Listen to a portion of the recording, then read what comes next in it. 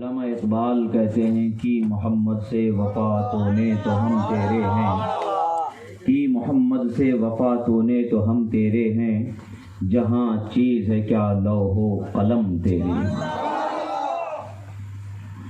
اعلیٰ حضرت علیہ رحمہ فرماتے ہیں خدا کی رضا چاہتے ہیں دو عالم، خدا کی رضا چاہتے ہیں دو عالم، خدا چاہتا ہے رضائے محمد صلی اللہ علیہ وسلم۔ فرش والے تیری شوکت کا علو کیا جانے، فرش والے تیری شوکت کا علو کیا جانے، خسروا عرش پہ اڑتا ہے پھریرا تیرا۔ اور شاعر عرض کرتا ہے جو یاد مصطفیٰ سے دل کو بہلایا نہیں کرتے، جو یاد مصطفیٰ سے دل کو بہلایا نہیں کرتے، حقیقت میں وہ لطف زندگی پایا نہیں کرتے۔ علامہ شیخ سعدی علیہ رحمت و رضوان ارشاد فرماتے ہیں بلغ العلا بکمالہ، بلغ العلا بکمالہ، کشف الدجا بجمالہ، حسنت جمیع خصالہ، صلوا علیہ وآلہ۔ ایک مرتبہ درود شریف پڑھیں، اللہم صلی علی سیدنا نبینا مولانا محمد عدد ما فی علم اللہ صلاۃ دائمۃ بدوام ملک اللہ وعلی آلہ واصحابہ اجمعین۔ امام ابن حجر علیہ رحمت و رضوان اپنی کتاب النعمت الکبریٰ میں ارشاد فرماتے ہیں، اکابرین اعظام کے اقوال مبارکہ کو نقل فرماتے ہیں۔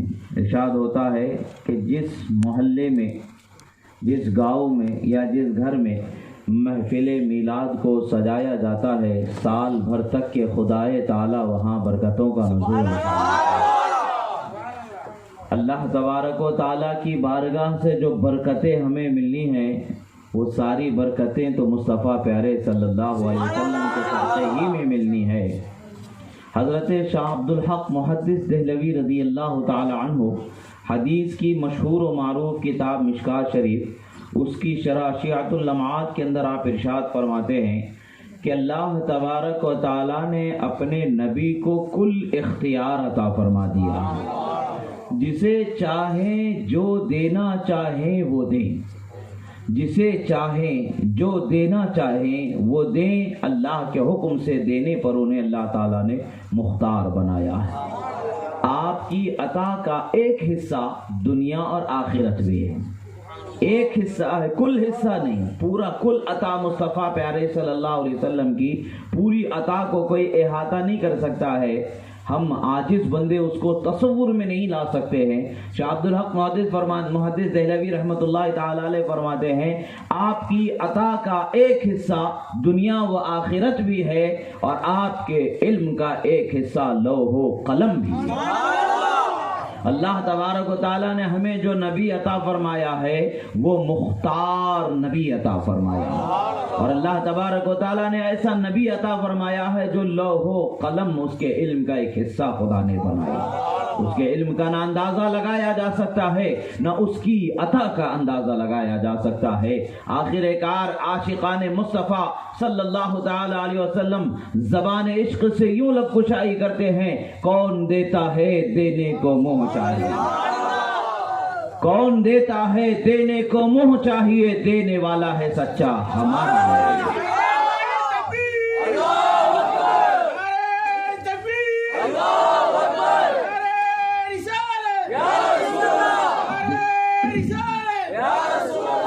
دینے والا جب دنیا میں آتا ہے تو خوشیوں کا اظہار کیسے کیا جاتا ہے، جس سے ہمیں ملتا ہے وہ ہمارے گھر آتا ہے تو اس کی رحمتوں کا، اس کی برکتوں کا چرچا کیسے کیا جاتا ہے۔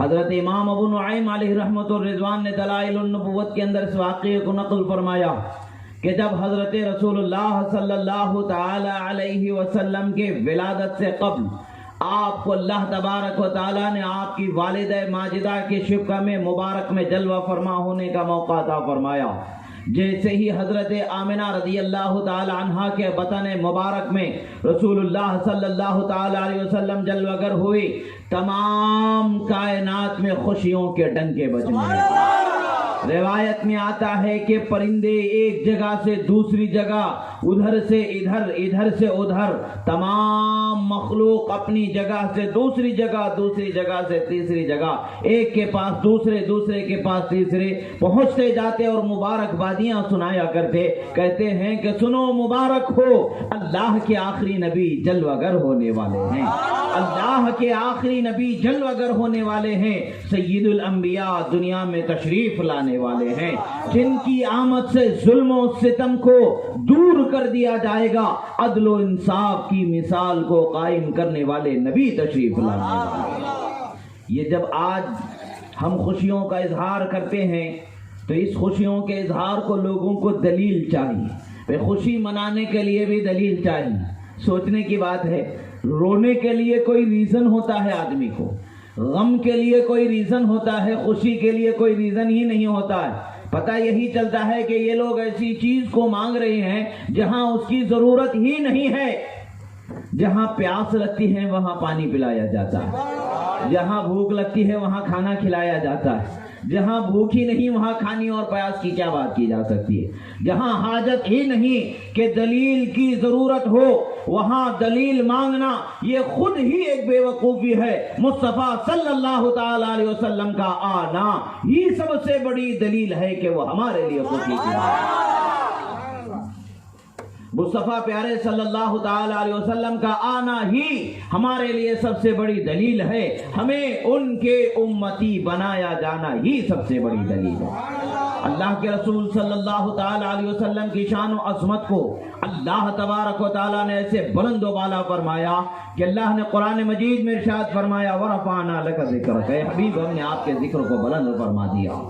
अल्लाह ताला ने जिनके जिक्र को बुलंद फरमाया, अब उनके जिक्र करने के लिए कोई और दलील की जरूरत है हमें?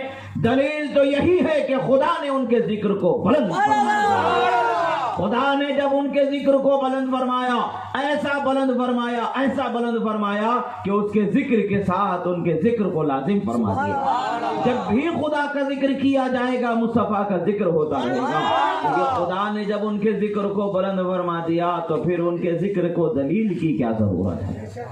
ये अक्ल की कमी है कि जो दलील मांगते हैं उनके लिए तो बस बेवकूफ़ी ही बेवकूफ़ी उनकी किस्मत है। आशिक़े मुस्तफ़ा के लिए तो मुस्तफ़ा प्यारे की मोहब्बत अल्लाह ने, उनकी शान व अज़मत का जिक्र अल्लाह तबारक व तआला ने दुनिया व आखिरत की कामयाबी का जरिया हमारे लिए बना दिया। अल्लाह के रसूल सल्लल्लाहु ताला अलैहि वसल्लम के आने से पहले आने वाले ज़माने में जो रसूलुल्लाह सल्लल्लाहु ताला अलैहि वसल्लम आने वाले हैं, उस ज़माने की खुशखबरी, उस ज़माने की निशानियाँ, उस ज़माने की उस इलाक़े की निशानियाँ अल्लाह तबारक व तआला के पैगम्बरों के ज़बानी अल्लाह तबारक व तआला ने ज़ाहिर फरमाया। जब रसूलुल्लाह सल्लल्लाहु ताला अलैहि वसल्लम उनके वालिदा के कोख में तशरीफ़ फरमा होते हैं तो ज़मीन के जानवर मशरिक़ से मगरिब, मगरिब से मशरिक़ की तरफ एक दूसरे के पास जाते। समंदर के जो जितनी मखलूक हैं इधर से उधर, उधर से इधर अपनी जगह छोड़ करके दूसरों की जगह में पहुंचते। खुशी की बात, खुशी का इजहार करने के लिए आदमी को अपने ही जगह पर रह के खुशी का इजहार कर सकता है, मगर यहाँ पर खुशी के इजहार की एक आदत को बताया गया। अपनी जगह को छोड़ करके दूसरी जगह पर चले जाना, ये अल्लाह तबारक व तआला की मखलूक की आदत है कि रसूलुल्लाह की आमद की खुशी में अपनी जगह से दूसरी जगह जाकर के खुशी का इजहार करते। और आज हम अपने घरों से निकल करके किसी एक जगह जमा होते हैं और रसूलुल्लाह सल्लल्लाहु ताला अलैहि वसल्लम की खुशी का इजहार करते हैं, तो ये कैसे गलत हो सकता है जबकि चरिंद और परिंद को अल्लाह ने उसकी इजाज़त अता फरमा दी। समंदर में रहने वाले परिंदों को अल्लाह तबारक, समंदर में रहने वाली मछलियों को और दीगर मखलूक को अल्लाह ताला ने उसकी इजाज़त अता फरमाई। आसमान में उड़ने वाले परिंदों को उसकी इजाज़त अता फरमाई। ज़मीन पर चलने वाले परिंदों को अल्लाह, चरिंदों को अल्लाह ने इजाज़त अता फरमाई। हर मखलूक को इजाजत रही कि वो इधर से उधर, उधर से इधर तशरीफ भी ले जाते और खुशियों का इजहार फरमाया करते। अज़ीज़ान मोहतरम, इजहार मसरत के लिए, नबी की खुशी के लिए, नबी के विलादत के जिक्र के लिए, नबी के जिक्र के लिए हमें कोई दलील की जरूरत नहीं है, इसलिए कि हमारा उनका उम्मती होना ही सबसे बड़ी दलील है, उनका हमारा नबी होना ही सबसे बड़ी दलील है। हम जब तक के زندہ رہیں گے اس نبی کا ذکر ہی کرتے رہیں گے، اور جب دنیا سے جائیں گے لا الہ الا اللہ محمد الرسول اللہ کہتے ہوئے جائیں گے۔ اور جب دنیا سے جانا تو جانا ہے ہی، جب قبر میں اٹھایا جائے گا ہم اس نبی کا ذکر کر کے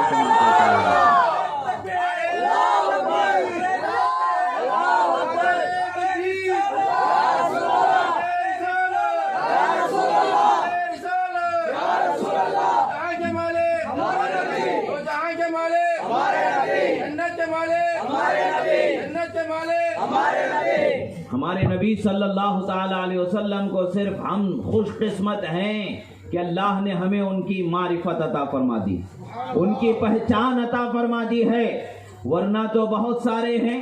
کیا کہا گیا ہے؟ ہزاروں خوشیاں جن کی آمد پر نثار کر دیا جائے، ہزاروں نعمتیں، ہزاروں عظمتیں جن کے قدموں پہ قربان کر دیا جائے، وہ عظمت والی ذات، وہ عظمت والی ہستی رسول اللہ صلی اللہ تعالی علیہ وسلم کی اللہ تبارک و تعالی نے ہمیں عطا فرمایا۔ یہ آج ہماری خوش قسمتی ہے کہ ہم نے پہچان لیا اور اپنی طاقت بھر ان کا ذکر کر رہے۔ یہ ذکر کیا جانا، یہ ان کا ذکر کرنا، یہ بہت آسان سی چیز ہے، مگر نصیب والوں کو ہی ملنے والی ہے۔ ہر کسی کا نصیب نہیں جاگتا ہے کہ مصطفیٰ کا ذکر کرنے والا ہو جائے، ہر کسی کا مقدر نہیں جاگتا ہے کہ وہ مصطفیٰ کا ذکر کرنے والا ہو جائے، ہر کسی کا نصیب نہیں بلند ہوتا ہے کہ وہ مصطفیٰ کا ذکر کرنے والا ہو جائے۔ یہ تو نصیب والوں کو ملتا ہے موقع کہ وہ مصطفیٰ کا غلام ہو جاتا ہے، یہ تو نصیب والوں کو ملتا ہے موقع کہ وہ مصطفیٰ پیارے صلی اللہ تعالی علیہ وسلم سے اپنی محبت کا اظہار کرتا ہے۔ اور محبت کا اظہار کیسے کرتا ہے کہ عقل حیران رہ جاتی ہے، دنیا حیران رہ جاتی ہے، دشمنی کرنے والوں کی عقل ہوش ٹھکانے لگ جاتے ہیں۔ سرکار مدینہ صلی اللہ تعالی علیہ وسلم ایک مرتبہ تشریف لے جا رہے ہیں، سرکار مدینہ صلی اللہ تعالی علیہ وسلم ایک مرتبہ تشریف لے جا رہے تھے۔ دلائل النبوت امام ابن کثیر علیہ رحمہ کی، امام ابن کثیر علیہ رحمہ کی ایک کتاب دلائل النبوت ہے، اس میں ان واقعات کو ذکر کیا گیا ہے، مختلف اسناد کے ساتھ، کثیر الاسناد کے ساتھ ان واقعات کو ذکر فرمایا گیا ہے۔ اور بھی دیگر سیرت کی کتابوں میں، حدیث کی کتابوں میں واقعات ملتے ہیں ہمیں۔ الحمدللہ جو باتیں ہم کہتے ہیں، اگرچہ وقت پر کہنے کے بیان کے درمیان اس کے بعض جگہوں پر اس کی دلیلیں بار بار دینے کی ضرورت نہ جان کر کے اس سے نظر اندازی کر دی جاتی ہے، ورنہ الحمدللہ ہم جب تک کہ زندہ ہیں ہمارے کہی ہوئی باتوں کی دلیل ہم سے آ کر کے لے سکتے ہیں۔ ایسا نہیں کہ آج بولے کل بھاگ گئے، پرسوں آنے کے سوال کر لیا گیا تو چھپ کر کے گھر میں دروازہ لگا کے بیٹھ گئے، ایسا نہیں۔ آج ہم بول کر جا رہے ہیں مرنے سے پہلے تک، جب تک کہ ہماری عقل و ہوش سلامت ہے، ہاتھوں میں کتاب اٹھانے کا دم ہے، کتاب دیکھ کر کے پڑھنے کی آنکھوں میں صلاحیت ہے، بولنے کی جب تک خدا سلامت زبان کو عطا فرمایا ہے سلامتی، کھل کر کے آ سکتے ہیں، سوال کر سکتے ہیں، انشاءاللہ جواب دیا جائے گا۔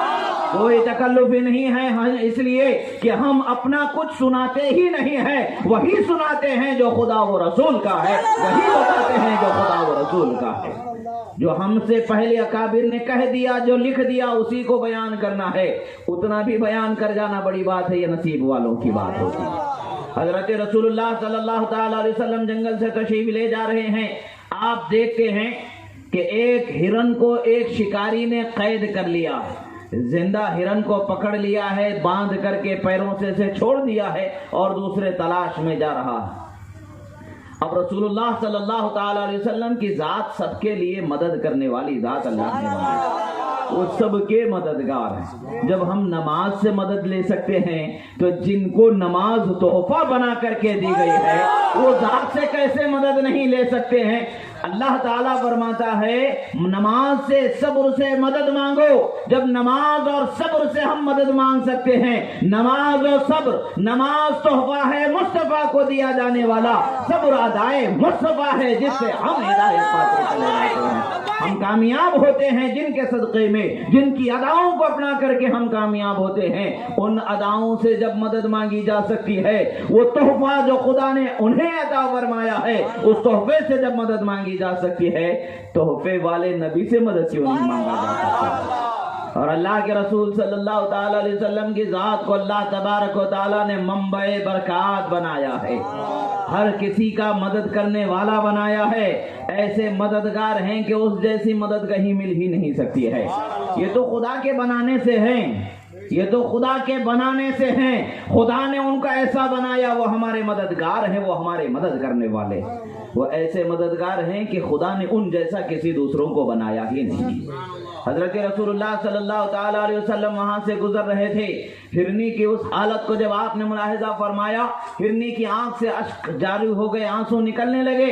عرض گزار ہوئی، یا رسول اللہ میرے 2 بچے ہیں چھوٹے چھوٹے، اجازت دلا دیجئے، وہ بھوکے ہیں، بس میں انہیں دودھ پلا کر کے آ جانا چاہتی ہوں. اللہ کے رسول صلی اللہ تعالی علیہ وسلم نے پوچھا کیا واقعی تو واپس آ جائے گی؟ سوچنے کی بات ہے. روایتوں میں آتا ہے وہ ہرنی کہتی ہے کیا کوئی خدا کے رسول سے وعدہ کر کے وعدے سے مکر بھی سکتا ہے؟ اگر میں آپ سے وعدہ کر کے مکر جاؤں تو کہاں جاؤں گی؟ کون ہے مجھے پناہ دینے والا؟ کون ہے میرا خیال کرنے والا؟ اسی لیے کہتے ہیں آج لے ان کی پناہ، آج مدد مانگ ان سے، پھر نہ مانیں گے قیامت میں اگر مان گئے. اللہ کے رسول صلی اللہ تعالی علیہ وسلم نے کھول دیا، ہرنی چلی گئی. جو اعرابی تھا وہاں پر، جس نے پکڑا تھا، کچھ دیر کے بعد میں آتا ہے. آنے کے بعد دیکھتا ہے اس کی ہرنی غائب ہے. رسول اللہ صلی اللہ تعالی علیہ وسلم وہاں تشریف فرما ہے. وہ کہتا ہے یہاں میری ہرنی تھی، کہاں چلے گئی؟ سرکار نے فرمایا میں نے اسے کھول دیا ہے. وہ حیران ہو جاتا رہے، میں نے اتنی مشکل سے جو میرا شکار پکڑا تھا وہ شکار کو آپ نے چھوڑ دیا، یہ کیا معاملہ ہے؟ وہ شکار کے لیے تو میں کتنی محنت کیا ہوں، کتنی مشقت کو برداشت کیا ہوں، بڑی مشکل سے وہ ہرنی میرے ہاتھ آئی تھی، آپ نے اسے چھوڑ دیا. کبھی ایسا بھی ہوتا ہے، آپ نے کیسا ایسا کیا؟ سرکار نے فرمایا پریشان نہ ہو، ابھی آ جائے گی. بولے کیا یہ میری سمجھ میں آنے والی بات ہے؟ کبھی کوئی شکار شکاری کے ہاتھ سے بچ کر کے چلا جاتا ہے تو واپس پھر شکار ہونے کے لیے پلٹ کر کے کبھی آیا بھی ہے یا آتا بھی ہے؟ یہ سمجھ میں نہ آنے والی بات آپ کیسے کر رہے ہیں؟ سرکار فرماتے ٹھہر جا، تھوڑا ٹھہر جا، ابھی وہ واپس تیرے سامنے آ جائے گا. کہتا اگر نہیں آئے گا تو سرکار فرماتے میں اس کے لیے ضمانت ہوں، جو چاہے مجھ سے لے لینا، جو چاہے مجھ سے لے لینا، مگر تیرا شکار ابھی چلا آنے والا ہے. سوچنے کی بات ہے، رسول اللہ صلی اللہ تعالی علیہ وسلم کی شان و عظمت اور آپ کے رسالت کی ہیبت انسان اور جن جو سرکش ہیں وہی سمجھ نہیں پائے، ورنہ تو خدا کی ہر مخلوق نے انہیں پہچان لیا. جب پیدا ہوئے اسی وقت پر حضرت شفا فرماتی ہیں جو حضرت عبد الرحمن ابن عوف رضی اللہ تعالیٰ عنہ کی والدہ ہیں، جو حضرت آمنہ کی سہیلیوں میں سے تھیں، ولادت کے وقت پر وہاں قریب تھیں، کانوں سے سنی ہوئی آواز کو وہ سناتی ہیں کہ جب رسول اللہ صلی اللہ تعالیٰ علیہ وسلم پیدا ہو چکے تو ان کو جب کپڑے میں، صاف سفید کپڑے میں لپیٹا گیا تو آنے والے آتے رہے، ہمیشہ وہ آتے رہے اور میری نگاہوں سے کچھ دیر کے لیے وہ غائب ہوتے چلے جا رہے تھے. آواز آ رہی تھی مشرق میں لے جاؤ، مشرق والوں سے ان کو روشناسی کرا دینا، مغرب میں لے جاؤ وہاں تعارف کرا دینا، خدا کی ساری مخلوق سے ان کی پہچان کرا دینا تاکہ ہر مخلوق انہیں پہچاننے والی ہو جائے.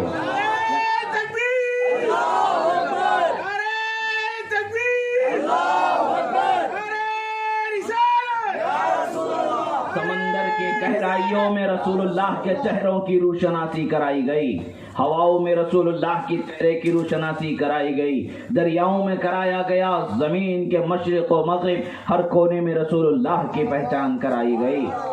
یہ ان کی شان و عظمت کو بلند کیا گیا، رفعت و کرامت کو اللہ تبارک و تعالیٰ نے ایسا دکھایا کہ دیکھنے والوں کی آنکھیں ابھی تک حیران ہیں، قیامت تک حیران رہیں گی، پھر حقیقت میں تو قیامت میں حیران ہوں گی جو مقام خدا انہیں عطا فرمائے گا. ہرنی چلی گئی. جب واپس کچھ دیر کے بعد میں اب یہ بے چینی اس کی بڑھنے لگی، سوچ رہا بھلا وہ کیسے آ سکتی ہے، میں کیا بے وقوف ہوں؟ سوچنے کی بات ہے کہ میں کیسا یقین کر لوں. اس یقین و بے یقینی کی حالت میں بے چینی کا اظہار ہو رہا ہے. کچھ دیر بعد دیکھتے ہیں کہ ہرنی ادھر سے چلی آ رہی ہے، اور ہرنی آ تو رہی ہے مگر اس کے ساتھ دونوں بچے بھی دوڑے دوڑے پیچھے چلے آ رہے ہیں. ایک جو شکار تھا وہی واپس آ جائے وہی بڑی بات ہے، مگر اس شکار کے ساتھ 2 اور مل کر کے ساتھ میں اس کے پاس دوڑے چلے آ رہے ہیں. اللہ کے رسول صلی اللہ تعالی علیہ وسلم کے قدموں پہ آ کے وہ ہرنی گر جاتی ہے.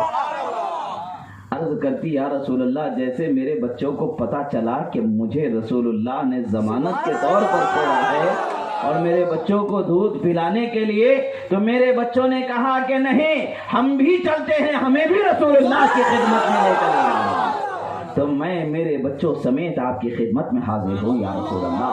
جب اس اعرابی نے دیکھا یہ منظر، جانے والی ہرن کے چلے گئے ہوئے قدموں کو بھی اس نے دیکھا تھا، آتے وقت پر اس کی شان کو بھی دیکھا تھا، اس کی محبت کو بھی دیکھا تھا، تو وہ کیسے دین سے دور رہ سکتا ہے؟ جب اس نے دیکھا کہ رسول اللہ کی بارگاہ میں ہرنی چلی آئی ہے اور اپنے بچوں کو ساتھ لے کر کے کس لیے آئی ہے؟ کٹنے کے لیے، غذا بننے کے لیے آئی ہے۔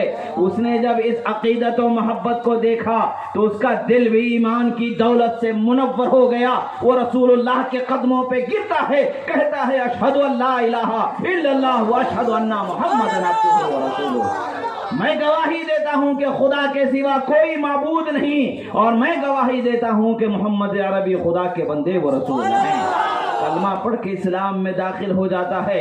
اب رسول اللہ صلی اللہ علیہ وسلم فرماتے شکار تمہارا ہے، تمہاری مرضی جو کرنا ہے کرو، میرا کام تھا جیسے اسے چھوڑا ویسے اسے بلا دینا۔ تم نے اب کلمہ پڑھ لیا، اب تمہارا کام ہے، وہ ہے تمہارا مال، جو چاہو کرو۔ وہ کہتا ہے یا رسول اللہ جس کے صدقے میں مجھے ایمان کی دولت ملی، میں اس کی جان کیسے لے سکتا ہوں؟ میں آپ کے قدموں کے صدقے اس کو آزاد کر دیتا ہوں۔ جب وہ وہاں سے نکل کے دوڑ کر کے جا رہی تھی تو ہرنی کی زبان سے کلمات نکل رہے تھے، خدا کے رسول رحمت عالم جسے خدا نے بنا کر کے بھیجا، اس کی رحمت کے صدقے میں خدا نے مجھے زندگی بخشی، خدا نے مجھے جینا نصیب فرمایا۔ کلمات مبارکہ کا مفہوم ہے یعنی خدا کی حمد اس نے بیان فرمایا، رسول اللہ کی رسالت کی گواہی دی، اور اپنی آزادی ہونے پر ان کی رحمت کا جو حصہ اسے ملا، اس رحمت کے حصے ملنے پر وہ شکر گزاری کرتی رہی۔ رسول اللہ صلی اللہ تعالی علیہ وسلم کو تو انسان ہے، جانور بھی پہچان لیا کرتا ہے۔ رسول اللہ صلی اللہ تعالی علیہ وسلم کو جانور بھی پہچان لیا کرتے ہیں۔ رسول اللہ صلی اللہ تعالی علیہ وسلم کے پاس جب دیوانے جانور آتے ہیں تو عقل والے بن کر کے چلے جاتے۔ مدینہ منورہ میں ایک باغ تھا، اس باغ میں ایک اونٹ تھا جو دیوانہ ہو چکا تھا۔ ایک باغ میں ایک اونٹ تھا جو دیوانہ ہو چکا تھا، قریب آنے والوں کو کاٹنے لگ جاتا تھا، کسی کو اپنے قریب نہیں آنے دیتا تھا۔ لوگ رسول اللہ کی خدمت میں آ کر کے عرض کرتے یا رسول اللہ ہمارے باغ میں ایک اونٹ ایسا ہو گیا ہے کہ دیوانگی اس پر طاری ہو گئی ہے، کسی کو آنے ہی نہیں دے رہا، دوڑا دوڑا کر کے کاٹ رہا ہے۔ رسول اللہ صلی اللہ علیہ وسلم فرماتے چلو مجھے وہاں لے کر تو چلو، دیکھتے ہیں کیا حال ہے۔ رسول اللہ صلی اللہ تعالی علیہ وسلم باغ کے دروازے کے پاس پہنچتے، جیسے ہی دروازہ تھوڑا کھلا، حسب عادت وہ اونٹ دوڑ کر کے منہ کھول کر کے باہر۔ دوسرے لوگ پریشان ہوئے، رسول اللہ نے فرمایا چھوڑ دو، پریشان نہ ہو، اس لیے کہ خدا کی ہر مخلوق مجھے پہچانتی ہے، سوائے سرکش جن و انسان کے خدا کی ہر مخلوق مجھے پہچانتی ہے۔ جو مجھے پہچانتا ہے وہ مجھ سے سرکشی نہیں کر سکتا، جو مجھے پہچانتا ہے وہ مجھ سے سرکشی نہیں کر سکتا ہے۔ پتہ کیا چلتا ہے رسول اللہ کی پہچان خدا کی مخلوق کو ایسے ہے، وہ دیوانہ ہے جب بھی رسول اللہ کو پہچانتا ہے، وہ عقل والا ہے جب بھی رسول اللہ کو پہچانتا ہے۔ پتہ یہی چلتا ہے کہ خدا کے رسول کو پہچاننے والا دیوانہ ہو یا عقل والا ہو فرق نہیں پڑتا، جو پہچان لیتا ہے وہ پہچان والا ہو جاتا ہے، اور جسے پہچان مل جاتی ہے وہ رحمت والا ہو جاتا ہے، خدا کے رسول کی رحمت کا حصہ اسے مل جاتا ہے۔ سرکار مدینہ صلی اللہ علیہ وسلم آگے بڑھتے ہیں، وہ اونٹ آپ کے قدموں پہ اپنے منہ کو رگڑنا شروع کر دیتا ہے۔ سرکار اس کے سر پر ہاتھ پھرا دیتے ہیں اور فرماتے لاؤ جو اس کی نکیل ڈالنے والی رسی ہوتی ہے، لاؤ رسی لاؤ، تو رسی مانگتے ہیں، رسی سرکار اس کے منہ میں جو ناک میں ڈالنے والی نکیل ہوتی ہے اسے ڈال دیتے ہیں اور عطا فرما دیتے ہیں، لے جاؤ یہ تمہارا ہو۔ پتہ کیا چلتا ہے خدا کے رسول کی عطا کیسی عطا، دیوانوں کو ہوش والا بنا دیتے ہیں اور ہوش والوں کو دیوانہ بنا دیتے ہیں۔ ایسا دیوانہ بنا دیتے ہیں کہ رسول اللہ کے چہرے زیبا کو تکتے تکتے انہیں ہوش ہی نہیں ہوتا ہے کہ روح کب آئی کب گئی ہمارے۔ جان کب آئی کہ کب گئی ہمیں پتہ ہی نہیں، ایسی دیوانگی ان پر طاری ہوتی ہے۔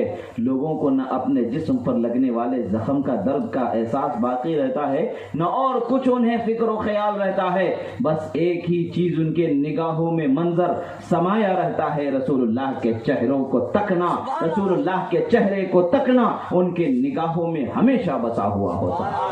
رسول اللہ صلی اللہ تعالی علیہ وسلم کی شان و عظمت، اللہ کے رسول صلی اللہ تعالی علیہ وسلم، حضرت مولا علی شیر خدا فاتح خیبر حیدر کرار رضی اللہ تعالیٰ عنہ روایت فرماتے ہیں کہ میں ایک مرتبہ رسول اللہ صلی اللہ علیہ وسلم کے ساتھ جا رہا تھا، میں جا رہا تھا رسول اللہ صلی اللہ تعالی علیہ وسلم کے ساتھ، ایک وادی سے ہمارا گزر ہوا، ایک وادی سے ہمارا گزر ہوا تو وادی میں الصلاۃ والسلام علیک یا رسول اللہ کی آواز، الصلاۃ والسلام علیک یا حبیب اللہ کی آواز آنے لگی۔ میں آواز کی طرف چاروں طرف دیکھنے لگا، رسول اللہ صلی اللہ تعالی علیہ وسلم میری طرف مڑتے مسکراتے فرماتے علی تم جانتے ہو کون ہم پر سلام پیش کر رہا ہے؟ حضرت علی عرض کرتے خدا اس کا رسول بہتر جانے۔ حضرت رسول اللہ فرماتے پہاڑ کی اس بلندی پر، اس چوٹی پر جو پتھر ہے وہ پتھر مجھ پر سلام دے رہا ہے۔ یعنی رسول اللہ صلی اللہ تعالی علیہ وسلم کو انسان تو پہچانتے ہی ہیں، جانور تو پہچانتے ہی ہیں، جو جماعت جنہیں کہا جاتا ہے، جمے رہنے والی جو قوم ہے، جو مخلوق ہے، پتھر ہے، وہ بھی رسول اللہ صلی اللہ علیہ وسلم کو پہچانتے ہیں۔ ادھر سے گزر ہوتا ہے تو رسول اللہ کو وہ پہچان کر کے سلام پیش کرتے ہیں۔ رسول اللہ صلی اللہ تعالی علیہ وسلم، ایک روایت میں آتا ہے کہ آپ ایک مرتبہ سفر میں تشریف فرما تھے، رسول اللہ صلی اللہ تعالی علیہ وسلم سفر میں تشریف فرما تھے، آپ اپنے صحابی سے حضرت اسامہ ابن زید رضی اللہ تعالیٰ عنہ سے آپ فرماتے ہیں کہ یہاں کوئی مکان ہے کہ جہاں آدمی اپنی ضرورت و حاجت کو پورا کر سکے، یعنی استنجا کے لیے آپ فرماتے ہیں یہاں وادی تو کھلی وادی، کھلا چٹیل میدان۔ آپ رسول اللہ صلی اللہ علیہ وسلم کی بارگاہ میں عرض کرتے یا رسول اللہ یہ تو کھلا ہوا میدان ہے، یہاں پر تو ایسا کوئی نظر نہیں آ رہا ہے جہاں پر آدمی اپنی ضرورت کو، اس ضرورت سے فارغ ہو سکے۔ رسول اللہ صلی اللہ علیہ وسلم فرماتے کوئی درخت کوئی پتھر بھی ہے کہیں اس پہاڑ کے اس وادی کے اندر، کہیں کچھ درخت اور پتھر وغیرہ نظر آ رہے ہیں، چٹان وغیرہ؟ عرض کرتے یا رسول اللہ 2 درخت اور 2 چٹان ہیں۔ کیا فرماتے ہیں؟ 2 درخت اور 2 چٹان ہیں یا رسول اللہ صلی اللہ علیہ وسلم۔ فرماتے ہیں رسول اللہ اے اسامہ ابن زید جاؤ ان دونوں درختوں سے کہہ دینا کہ خدا کے رسول تمہیں بلا رہے ہیں، ان دونوں پتھروں سے کہہ دینا کہ خدا کے رسول تمہیں بلا رہے ہیں۔ حضرت اسامہ ابن زید یہ سوال نہیں فرماتے یا رسول اللہ میں درخت کو کیسے بلاؤں، پتھر کو کیسے بلاؤں؟ آج تک درخت نے نہ انسان کی بات کو سمجھا ہے، نہ انسان نے درخت کی بات کو سمجھا ہے، آج تک نہ انسان کی آواز کو پتھر نے سمجھا ہے، نہ پتھر کی آواز کو انسان نے سمجھا ہے، نہ انسان کے بلانے سے پتھر گیا ہے، نہ پتھر کو بلانا انسان کا معلوم ہوا ہے۔ میں کیسے بلا سکتا ہوں، میں کیسے کروں؟ انہوں نے یہ سوال نہیں فرمایا اس لیے کہ وہ جانتے ہیں کہ پتھر ہم جیسوں کو نہیں سنتے ہیں، درخت ہم جیسوں کو نہیں سمجھتے ہیں، مگر بلانے والا وہ ہے جو خدا کا رسول ہے۔ یہ وہ رسول ہیں جنہیں مالک و مختار خدا نے بنایا ہے۔ اب یہاں پر ایک اور بات ہے، حضرت اسامہ ابن زید نے یہ نہیں فرمایا کہ میں جا کے سناؤں۔ حضرت اسامہ ابن زید کو معلوم ہی ہے کہ انسان کی آواز و زبان کو پتھر سمجھ نہیں سکتے اور اس پر جواب دے نہیں سکتے، آ نہیں سکتے ہیں، مگر ان کو معلوم تھا کہ میں تو صرف رسول اللہ کا پیغام سنانے والا ہوں۔ سننا، سنانا، سمجھنا یہ ان کا کام ہے، یہ مجھے بھیج رہے ہیں، مجھے اس پر عمل کرنا یہ میرا کام ہے۔ رسول اللہ نے فرمایا جاؤ درختوں سے کہو کہ میرے پاس چلے آئیں، جاؤ پتھروں سے کہہ دو میرے پاس چلے آئیں۔ رسول اللہ صلی اللہ تعالی علیہ وسلم نے گویا کہ یہ بتانا چاہا، رسول اللہ صلی اللہ تعالی علیہ وسلم نے گویا کہ بتانا چاہتے تو رسول اللہ انگلی سے ایسا اشارہ فرما سکتے تھے کہ نہیں فرما سکتے تھے؟ بے شک فرما سکتے تھے۔ اور اشارہ زمین کی کیا اوقات ہے، آسمان کے پردوں میں چمکنے والے چاند پر جب انگلی کا اشارہ ہوتا ہے، آسمان پر چمکنے والے چاند پر جب مصطفیٰ پیارے صلی اللہ علیہ وسلم کی انگلی کا اشارہ اٹھتا ہے تو چاند بھی خوشی سے قربان ہو کے 2 ٹکڑے ہو کے دکھائی دیتا ہے۔ جب رسول اللہ کے انگلی کے اشارے سے چاند پر اثر ہو سکتا ہے جو آسمانوں پر چمکا کرتا ہے، تو زمین پر نگاہوں کے سامنے قریب رہنے والے پتھر و شجر پر انگلی کے اشارے کا اثر کیسے نہیں ہو سکتا ہے؟ بتانا یہ چاہتے ہیں رسول اللہ صلی اللہ علیہ وسلم کہ میری زبان میں تو خدا نے اثر فرمایا ہی ہے، میں جسے چاہوں اسے بھی اثر والا بنا دے سکتا ہوں، میں جسے چاہوں اسے بھی اختیار والا بنا دے سکتا ہوں۔ تکبیر، اللہ اکبر، تکبیر، اللہ اکبر، نعرہ رسالت یا رسول اللہ، نعرہ رسالت یا رسول اللہ، اختیار مصطفیٰ زندہ باد۔ مصطفیٰ پیارے صلی اللہ تعالی علیہ وسلم نے بتا دیا کہ میری آواز پہنچانا بڑا آسان کام ہے، حکم کرنا بڑا آسان کام ہے، مگر میں جس سے چاہوں وہ بات ان تک پہنچوا دوں، میں جس کی بات ان کی سمجھ میں لانا چاہوں میں اس کو وہ اختیار عطا فرما دوں۔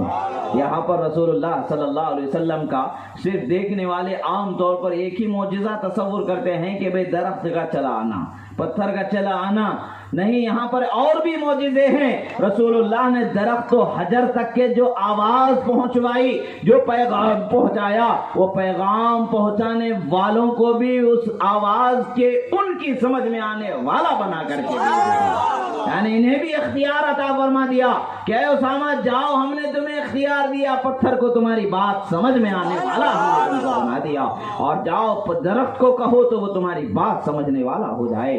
اللہ کے رسول صلی اللہ تعالی علیہ وسلم کا پیغام حضرت اسامہ جا کر کے درختوں سے کہتے ہیں کہ درختوں خدا کے رسول تمہیں بلاتے ہیں، اے پتھروں خدا کے رسول تمہیں بلاتے ہیں۔ روایت میں آتا ہے کہ درخت تو آگے پیچھے جھول کر کے دوڑتے چلے آتے ہیں، پتھر بھی لڑکتے ہوئے رسول اللہ صلی اللہ علیہ وسلم کے قریب آ جاتے ہیں۔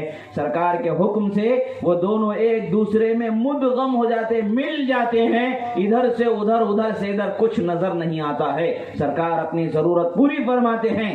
اس کے بعد میں پھر اسامہ سے کہتے ہیں، حضرت اسامہ ابن زید سے کہتے ہیں، اسامہ کہو پھر سے انہیں اپنی اپنی جگہ پر واپس چلے۔ چاہتے تو خود ہی رسول اللہ صلی اللہ علیہ وسلم فرما سکتے تھے، کہ رسول اللہ صلی اللہ کہنے والا کہہ سکتا تھا، دور تھا اس لیے بھیج کر کے بلوا لیے۔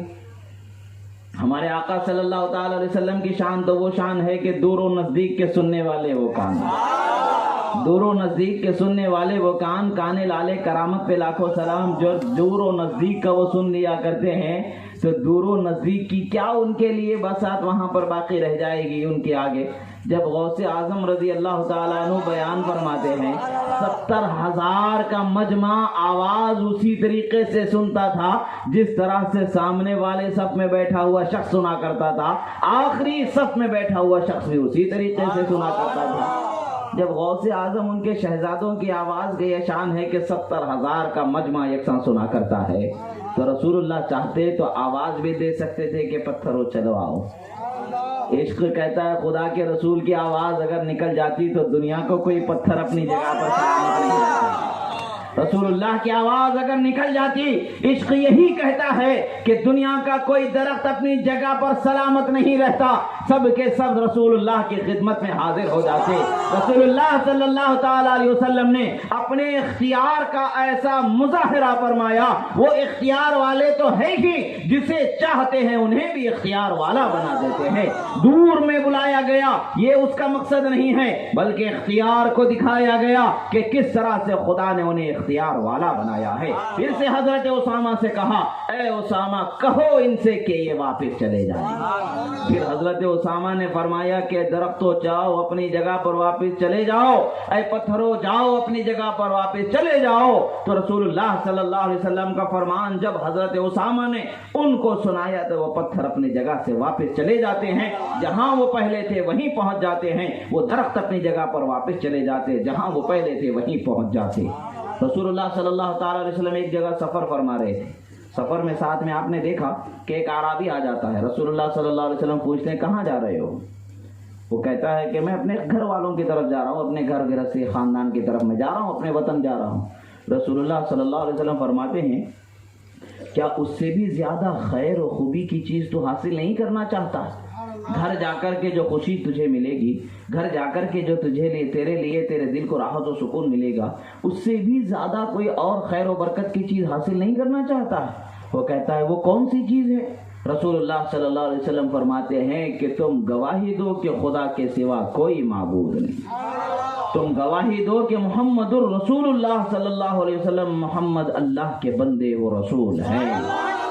حضرت رسول اللہ صلی اللہ تعالی علیہ وسلم نے اسے دعوت اسلام پیش فرمایا، دعوت دین پیش فرمایا۔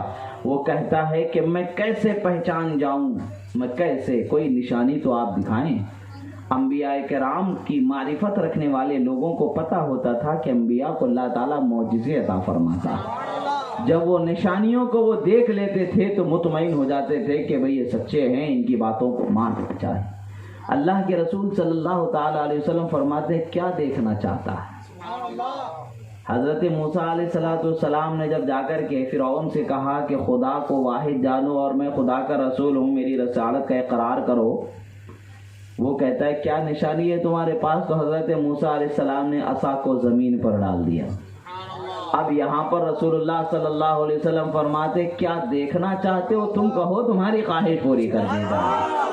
اور انبیاء اکرام کو بھی اللہ تعالیٰ نے معجزے عطا فرمایا، مگر معجزے عطا فرمایا ہمارے نبی کو سراپا معجزہ بنا کر کے اللہ نے نبوت فرمایا۔ آپ جس طرح چاہتے، جیسے چاہتے، جب چاہتے ویسا معجزہ رونما ہو جاتا۔ رسول اللہ صلی اللہ تعالی علیہ وسلم نے فرمایا کہ کیا چاہتا ہے؟ وہ کہتا ہے کہ وہ جو دور درخت ٹھہرا نظر آ رہا ہے مجھے، وہ درخت کو میں آپ کے پاس بلانا چاہتا ہوں۔ رسول اللہ صلی اللہ تعالی علیہ وسلم فرماتے جا کہہ دے کہ تجھے محمد عربی خدا کے رسول بلا رہے ہیں۔ وہ جب اس درخت کے پاس پہنچتا ہے کہتا ہے کہ درخت تجھے محمد عربی خدا کے رسول بلا رہے ہیں، تو درخت اپنے عشق میں آگے پیچھے جھومتا ہے اور اپنی جڑوں کو زمین سے اکھاڑتا ہے، رسول اللہ صلی اللہ علیہ وسلم کے خدمت میں حاضر ہو جاتا ہے، ایسے کہ جیسا اپنے چہرے کو زمین پر رگڑتا ہوا آ رہا ہے۔ رسول اللہ صلی اللہ تعالی علیہ وسلم کے خدمت میں آ کر کے کھڑے ہو جاتا ہے۔ ایک روایت میں آتا ہے کہ درخت آ کر کے رسول اللہ کے گرد 3 چکر لگاتا ہے اور اس کے بعد میں سامنے کھڑے ہو جاتا ہے اور کہتا ہے کہ میں گواہی دیتا ہوں کہ خدا کے سوا کوئی معبود نہیں، اور میں گواہی دیتا ہوں کہ محمد اللہ کے رسول صلی اللہ علیہ وسلم ہیں۔ جب اس معجزے کو انسان نے دیکھا، وہ پھر اور کہتا ہے کہ اتنا ہی نہیں یا رسول اللہ، آئے اللہ کے رسول، اے محمد عربی صلی اللہ علیہ وسلم، اسے پھر واپس اپنی جگہ پر بھیجئے۔ رسول اللہ کہتے ہیں کہہ لے تو ہی جو اسے کہنا چاہتا ہے۔ وہ رسول اللہ کے حکم سے کہتا ہے کہ چلے جاؤ واپس اپنی جگہ پر۔ وہ درخت پھر رسول اللہ کے قدم بوسی کو جھکتا ہے اور پھر واپس اپنی جگہ پر جا کے کھڑا ہو جاتا ہے۔ جب یہ معجزہ اس اعرابی نے دیکھا، دیکھنے کے بعد ایک ہی زبان اس سے نکلتی ہے، لا الہ الا اللہ محمد رسول اللہ۔ اللہ کے رسول صلی اللہ تعالی علیہ وسلم کے شان کو اللہ تبارک و تعالی نے بہت بلند و بالا فرمایا، بہت بلند و بالا فرمایا۔ رسول اللہ صلی اللہ تعالی علیہ وسلم کی بارگاہ میں رہنے والے خوب جانتے ہیں کہ کیسی شان اللہ تعالی نے عطا فرمایا۔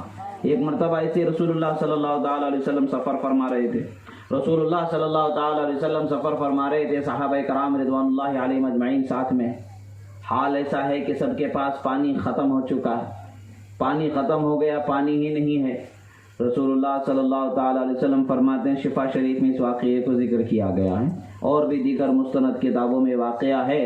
ایسا نہیں کہ واقعہ جو ہے ایسے ہی من گھڑت بیان کر دیا جا رہا، واقعہ ہے الحمدللہ۔ یہ واقعات جو بھی ہیں اس کی سندیں موجود ہیں، ہر سند کے لیے، اس کا ہر واقعے کے لیے جو اس کا معیار ہے اس کے لحاظ سے الحمدللہ اسناد موجود ہیں۔ رسول اللہ صلی اللہ تعالی علیہ وسلم کے ساتھ صحابہ کرام بھی تھی، سب آ کر کے رسول اللہ صلی اللہ علیہ وسلم کی بارگاہ میں عرض گزار ہوتے۔ روایتوں میں مختلف روایت آتی ہے، کم و بیش 1400 سے 1500 لوگ تھے۔ کم و بیش کتنے لوگ تھے؟ 1400 سے 1500 لوگ، کم و بیش اتنے صحابہ کرام کا مجمع تھا رسول اللہ صلی اللہ علیہ وسلم کے ساتھ، اور پانی بالکل ختم ہو گیا تھا۔ رسول اللہ صلی اللہ تعالی علیہ وسلم نے فرمایا، جاؤ اس پہاڑ کے پیچھے ایک اونٹ پر بڑے بڑے جو مشکیزیں ہوتے ہیں، مشکیزیں بڑے بڑے مشکیزوں کو پانی سے بھر کر کے ایک خاتون لے جا رہی ہے، اس کو یہاں میرے پاس لے آؤ۔ بعض روایتوں میں اس کسی شخص کا ذکر آتا ہے، اور بھیجے جانے والوں میں جو وہاں جا کر کے اسے لے کر آتے ہیں ان میں سے ایک صحابی حضرت مولا علی رضی اللہ تعالیٰ عنہ کا ذکر آتا ہے۔ بہرحال رسول اللہ صلی اللہ علیہ وسلم 2 صحابہ کرام کو کہا کہ جاؤ اور انہیں لے کر کے آؤ۔ جب رسول اللہ صلی اللہ تعالیٰ علیہ وسلم کے حکم سے وہ دونوں جاتے ہیں، اب سوچنے کی بات ہے، یہ لوگ یہاں پر ایک میدان میں ہیں، سامنے ایک پہاڑی آڑے میں ہے، اس پہاڑ کے پیچھے کون کس پر سوار کیا لے کر کے جا رہا ہے، کتنا لے کر کے جا رہا ہے، یہ سب کچھ بتا دینا غیب ہے کہ نہیں ہے؟ غیب کی باتیں ہیں کہ نہیں ہیں؟ غیب کہتے کسے؟ جو ہوا سے خاموشہ سے پوشیدہ۔ امام راضی علیہ رحمہ فرماتے غیب وہی ہے جو انسان کے 5 حواس سے باہر ہو، جو دیکھنے سے 5 حواس کیا ہیں؟ دیکھنا، سننا، سونگھنا، چکھنا، چھونا، یہ 5 حواس ہے جس سے انسان کو کسی چیز کا علم ہوتا ہے۔ ان 5 چیزوں کی دسترس سے جو باہر جس چیز کا ہو خبر دے دیا جائے وہ معاملہ غیب کا ہوتا ہے۔ اب انسان کے دیکھنے سے پہاڑ کے پیچھے کیا ہے وہ تو نظر نہیں آ رہا ہے نا، تب یہ ہو گیا پہاڑ کے پیچھے کی خبر کیا ہو گئی؟ غیب کی خبر۔ دور ہے، کانوں سے جانے والے کی آواز بھی نہیں سنی گئی، کانوں سے جانے والے کی آواز بھی نہیں سنی گئی تو کان سے اس کے جاننے کا علم ہوا؟ ایسا نہیں ہے۔ اب جانے والا سوار مرد ہے یا عورت ہے اس کا بھی ذکر ہو گیا، کیا ساتھ میں لے کر کے جا رہا ہے، کتنا لے کر کے جا رہا ہے اس کا بھی ذکر ہو گیا۔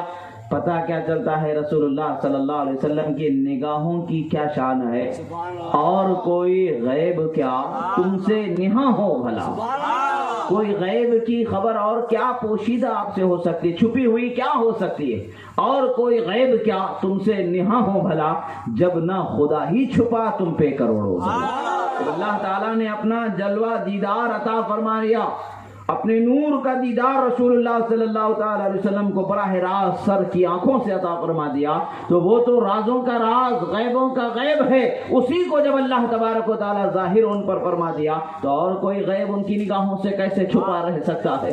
رسول اللہ صلی اللہ تعالی علیہ وسلم، جب رسول اللہ کی بات تو بہت بلند و بالا بات ہے، رسول اللہ صلی اللہ تعالی علیہ وسلم کی شان تو بہت بلند و بالا شان ہے۔ اب حضرت غوث اعظم رضی اللہ تعالی عنہ فرماتے ہیں نظرت الی بلاد اللہ جمان، نظرت الی بلاد اللہ جمان کا خردلۃ علی حکم اتصالی، میں اللہ کے بنائے تمام عالم کے شہروں کو ایسے دیکھتا ہوں جیسے ہتھیلی میں رائی کا دانہ۔ جب غوث اعظم ان کے شہزادے ہو کر کے کائنات کو رائی کے دانے کی طرح دیکھ رہے ہیں تو پھر سرور انبیاء کا کیا حال ہوگا، اور پھر سرور انبیاء کے علم کا کیا حال ہوگا، اس کا کیا اندازہ لگایا جا سکتا ہے؟ اندازہ تو کوئی لگا ہی نہیں سکتا ہے، اتنا ہی کہنا پڑے گا اور کوئی غیب کیا تم سے نہاں ہو بھلا، جب نہ خدا ہی چھپا تم پہ کروڑوں درود۔ رسول اللہ صلی اللہ تعالی علیہ وسلم کے حکم سے صحابہ وہاں کوئی ہے بھی کہ نہیں ہے، کیسے معلوم ہوا، کیا ہوا، کچھ سوال جواب نہیں، حکم ہوا عمل کرنا ہے، حکم ہوا عمل کرنا ہے۔ صحابہ وہاں سے چلے جاتے ہیں، واقعی میں ایک خاتون نظر آتی ہیں، اور وہاں پر یہ شفا شریف کے واقعے سے، شفا شریف میں جو ذکر ہے خاتون کا ذکر ہے، ایک خاتون وہاں نظر آتی ہیں، اونٹ ہے، اس پر بڑے بڑے پانی کے 2 مشکیزیں ہیں، جو جانور کی کھال کو اور مزید کھال لگا کر کے بڑا بنا دیا جاتا ہے، اس میں پانی لے جایا جاتا ہے۔ مشکیزہ بولتے ہیں جیسے بکرا دمبا وغیرہ، اس کی کھال کو جو ہے ثابت نکال کر کے جو حصے جو جہاں سے پیر وغیرہ حلق وغیرہ کاٹا جاتا وہاں سے پانی کو بھرا جاتا ہے، اور دوسرے حصوں کو سل کر کے اسے بند کر دیا جاتا ہے، وہاں سے پانی نہ نکل پائے۔ یہ چمڑے کی تھیلی ہوا کرتی تھی جس میں پانی کو محفوظ کر کے لے جایا جاتا تھا۔ آج کے جیسا کین پلاسٹک کے اس زمانے میں کہاں تھے، مٹی کے برتن ہوا کرتے تھے، ان کو دور تک لے جانا مشکل ہوتا تھا، رکھنا مشکل ہو جاتا تھا، پھوٹ جایا کرتے تھے۔ اس زمانے کے آسان پانی لے جانے والی چیز مشکیزیں ہوا کرتے تھے، تو ان مشکیزوں کو جو ہے چمڑوں سے بنایا جاتا تھا، اس سے بھی بڑے چمڑے جب اس کی ضرورت ہوتی ہے زیادہ پانی لینے کی تو اس میں اور چمڑوں کپڑوں کا حصہ لگا کر کے جوڑ کر کے اس کو بڑا کر دیا جاتا تھا، اس میں پانی کو محفوظ کر لیا جاتا تھا۔ ایسے چمڑے کے بڑے بڑے جو عام مشکیزوں سے مقدار میں بڑے تھے، اس میں پانی بھر کر کے وہ لے جا رہی تھی۔ رسول اللہ صلی اللہ تعالی علیہ وسلم کے حکم سے اس کے پاس دو صحابہ پہنچتے، اسے واپس لانا چاہتے۔ وہ کہتی ہے میں کافی دور میلوں سے پانی بھر کر کے میلوں پر میں اپنے گھر اپنے گاؤں جا رہی ہوں، جہاں پانی کے لیے ہمیں میلوں تک کا سفر کرنا پڑتا ہے۔ اگر میں یہ پانی آپ کو دے دوں تو پھر واپس مجھے میلوں دور سفر کر کے جانا پڑے گا، پھر وہاں سے پانی بھر کے پھر میلوں دور وہاں آنا پڑے گا۔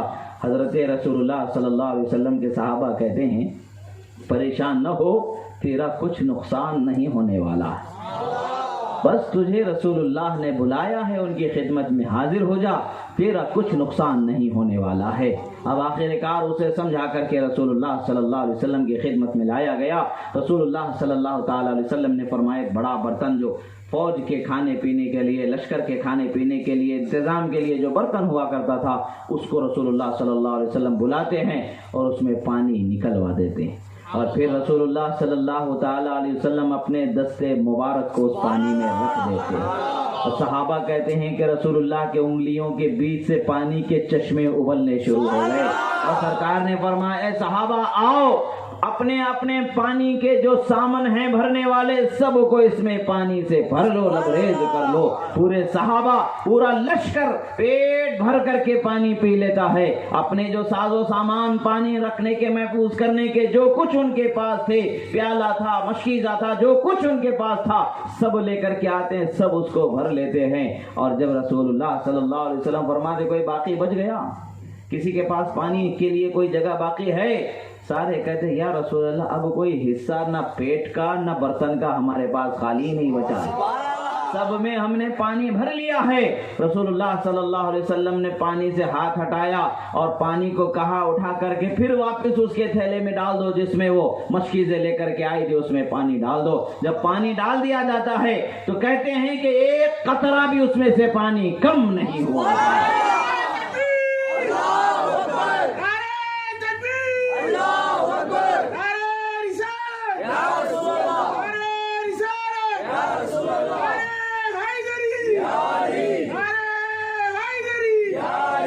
رسول اللہ صلی اللہ تعالی علیہ وسلم کی شان دیکھیں، پانی کا ایک قطرہ بھی نہیں کم ہوا۔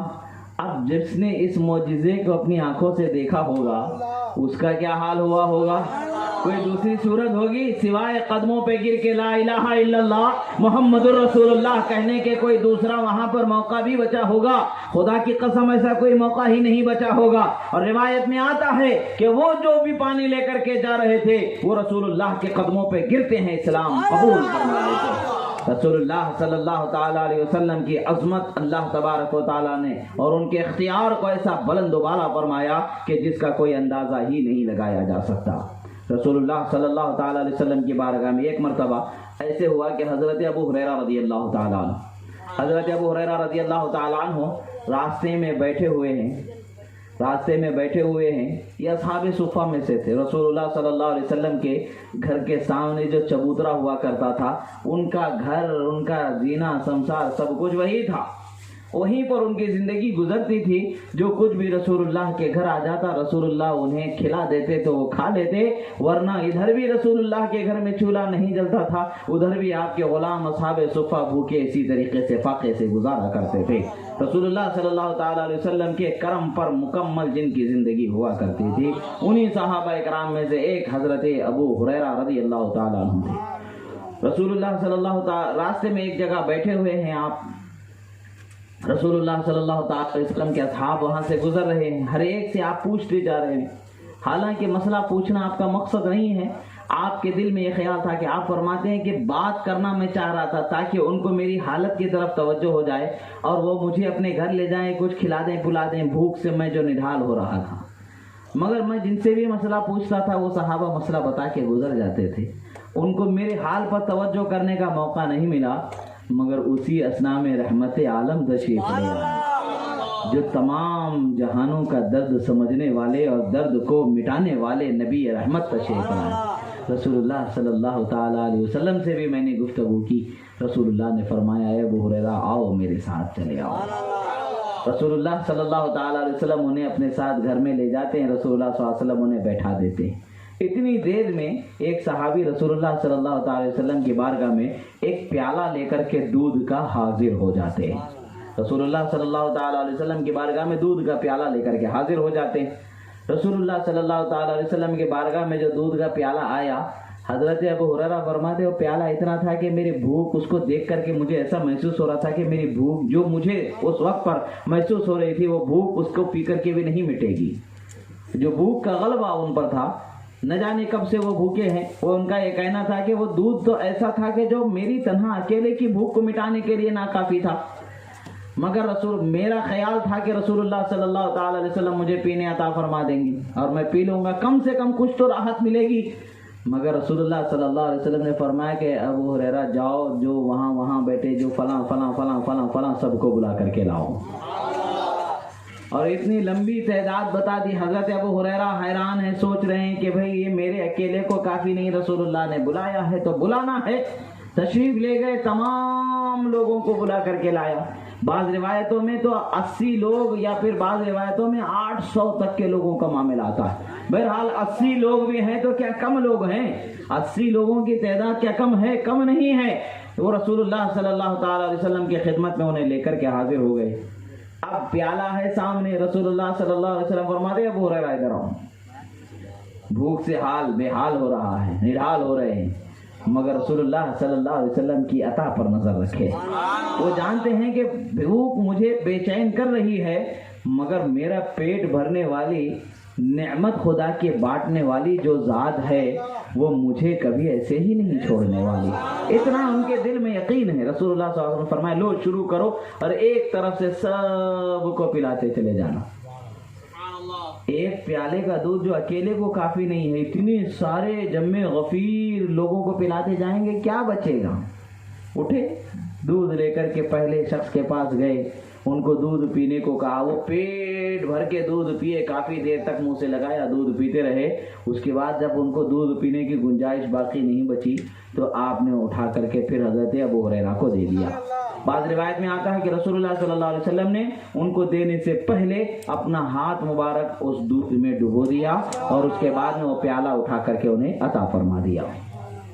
اب حضرت ابو ہریرہ نے ایک کو پلایا، ان کا پیٹ بھر گیا، دو کو پلایا، ان کا پیٹ بھر گیا، تین کو پلایا، ان کا پیٹ بھر گیا، چار کو پلایا، ان کا پیٹ بھر گیا، شروع سے آخر تک کے ہر شخص کو دودھ پلا دیا گیا، سب پیٹ بھر کر کے واپس چلے گئے۔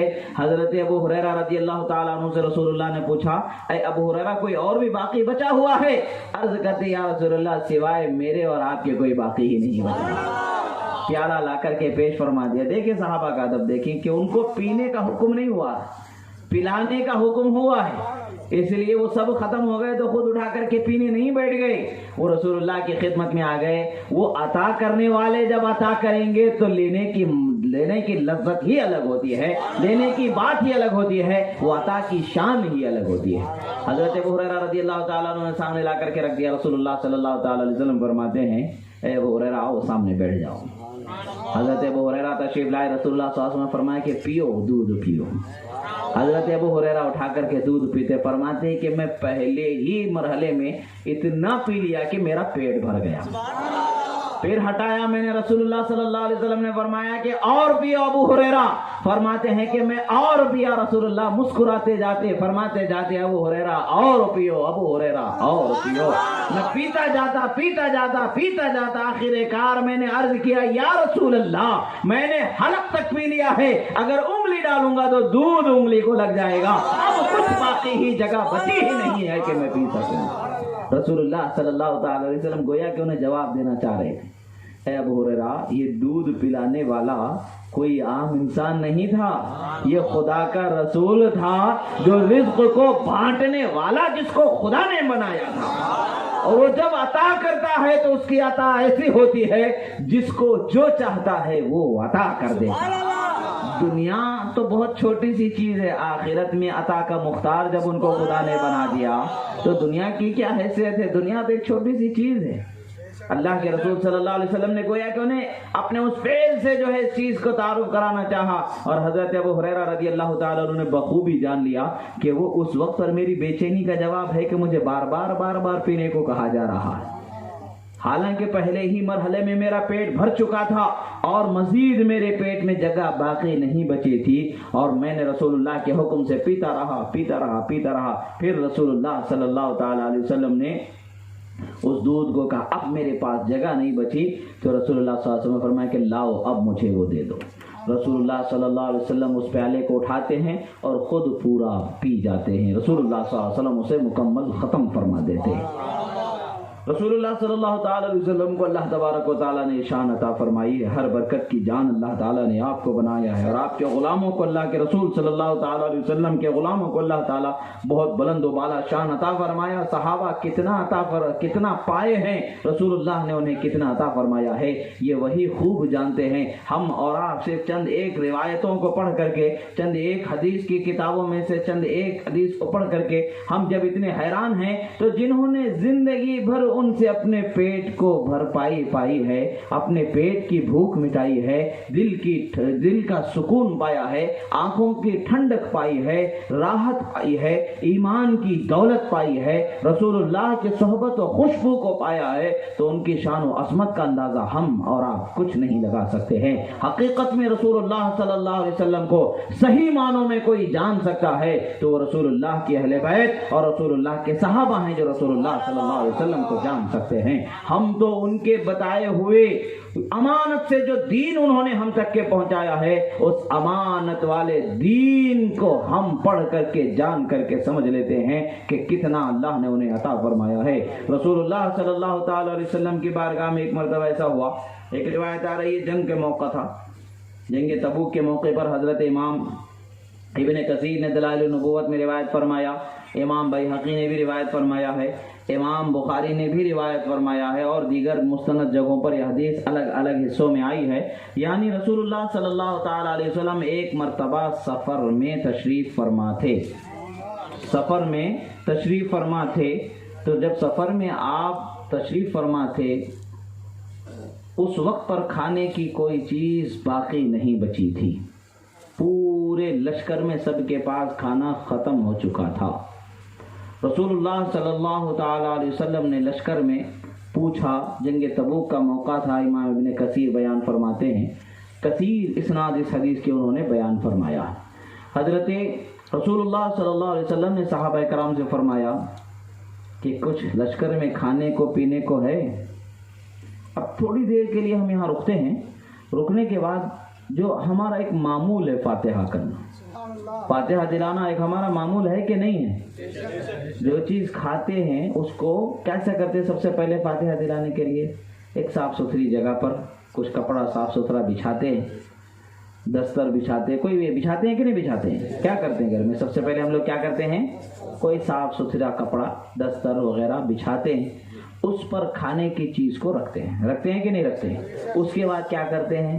ہاتھ اٹھاتے ہیں، قرآن پڑھتے ہیں، درود پڑھتے ہیں، دعا کرتے ہیں۔ یہی کرتے ہیں کہ کوئی اور کام کرتے ہیں؟ اتنا ہی کرتے ہیں نا، اس لیے کہ دعا کیا کرنا ہے خدا و رسول کے بتانے سے ہم کو معلوم، جو ہوئی وہی دعا ہم کرتے ہیں۔ درود کیا ہے؟ وہی ہے، اور دوسرا کیا ہے؟ ہم کو آتا ہی کیا ہے؟ برکت والی، سب سے برکت والی چیز کیا ہے؟ قرآن، اللہ کے کلام کو ہم پڑھتے ہیں۔ اب اللہ کے کلام کو ہم پڑھتے ہیں، سورہ فاتحہ کو پڑھتے ہیں جس کو شفا خدا نے بنایا، برکت جس کو خدا نے بنایا، اور سورہ اخلاص کو پڑھتے ہیں، سورہ اخلاص یعنی قل واللہ کے سورے کو۔ ایک روایت میں حضرت مولا علی شیر خدا حیدر کرار رضی اللہ تعالیٰ عنہ سے منقول ہے کہ آپ فرماتے ہیں کہ قبرستان میں اگر ایک شخص 11 مرتبہ قل واللہ کا سورہ پڑھ دے اور اس کا ثواب قبرستان والوں کو پہنچا دے تو 80 برس تک عذاب اٹھا دیا جاتا ہے۔ اب ہم کو آتا کیا ہے بھائی؟ وہی آتا ہے نا جو سب کو آنے والا کیا ہے؟ سورہ فاتحہ، سورہ اخلاص۔ سب کو آتا ہے کہ نہیں آتا ہے؟ سب کو پڑھنا آتا ہے کہ نہیں آتا؟ سورہ یاسین سب کو یاد ہے، سورہ رحمان سب کو یاد ہے، ہر ایک آدمی قرآن کا حافظ ہے۔ جس کو جتنا آتا ہے اتنا پڑھتا ہے، اس کو کسی کو اور زیادہ یاد ہوتا ہے وہ اور زیادہ پڑھتا ہے، کسی کو اور زیادہ یاد ہوتا ہے وہ اور زیادہ پڑھتا ہے، جتنا وقت اس کے پاس ہوتا ہے۔ اس کے بعد کیا کرتے ہیں؟ سب کھا لیتے ہیں، یہی ہوتا ہے کہ نہیں ہوتا ہے؟ کیا کرتے ہیں؟ پہلے کھانے کی چیز کو لا کر کے ایک صاف ستھرے کپڑے پر رکھا جاتا ہے، ہاتھ اٹھاتے ہیں، دعا کرتے ہیں، پھر اس کو کھاتے ہیں. یہی کرتے ہیں کہ نہیں کرتے؟ کوئی دوسرا کام ہوتا ہے اس میں؟ سر پہ اٹھا لے کر کے یا پیٹھ کے پیچھے رکھ کر کے ناچ کے ٹھمکے لگا کر کے بینڈ بجا کر کے کوئی سنیما چلا کر کے ایسا کچھ ہوتا ہے کیا؟ یہی کام کرتے ہیں نا.